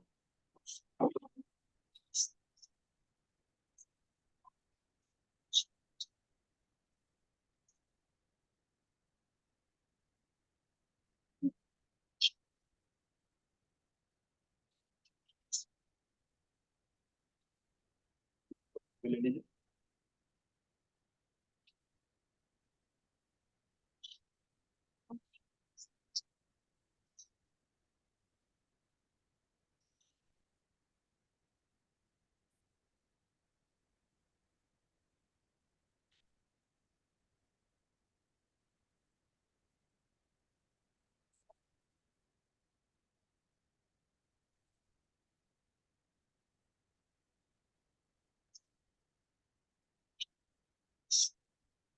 निकिता मैम से रिक्वेस्ट करेंगे कि मैम हम लोगों का एटलीस्ट फोटोग्राफ शेयर कर दीजिएगा मैम, ठीक है ना?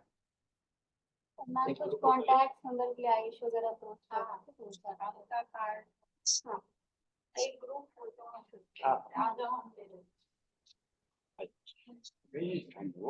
हाँ WhatsApp पे किया। अच्छा हाँ हाँ मैं देख लिया PDF में था ना हाँ थैंक यू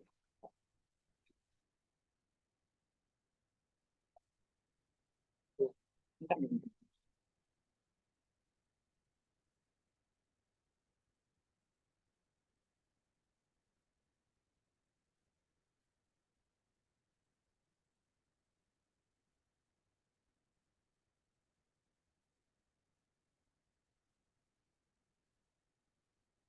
सो मच।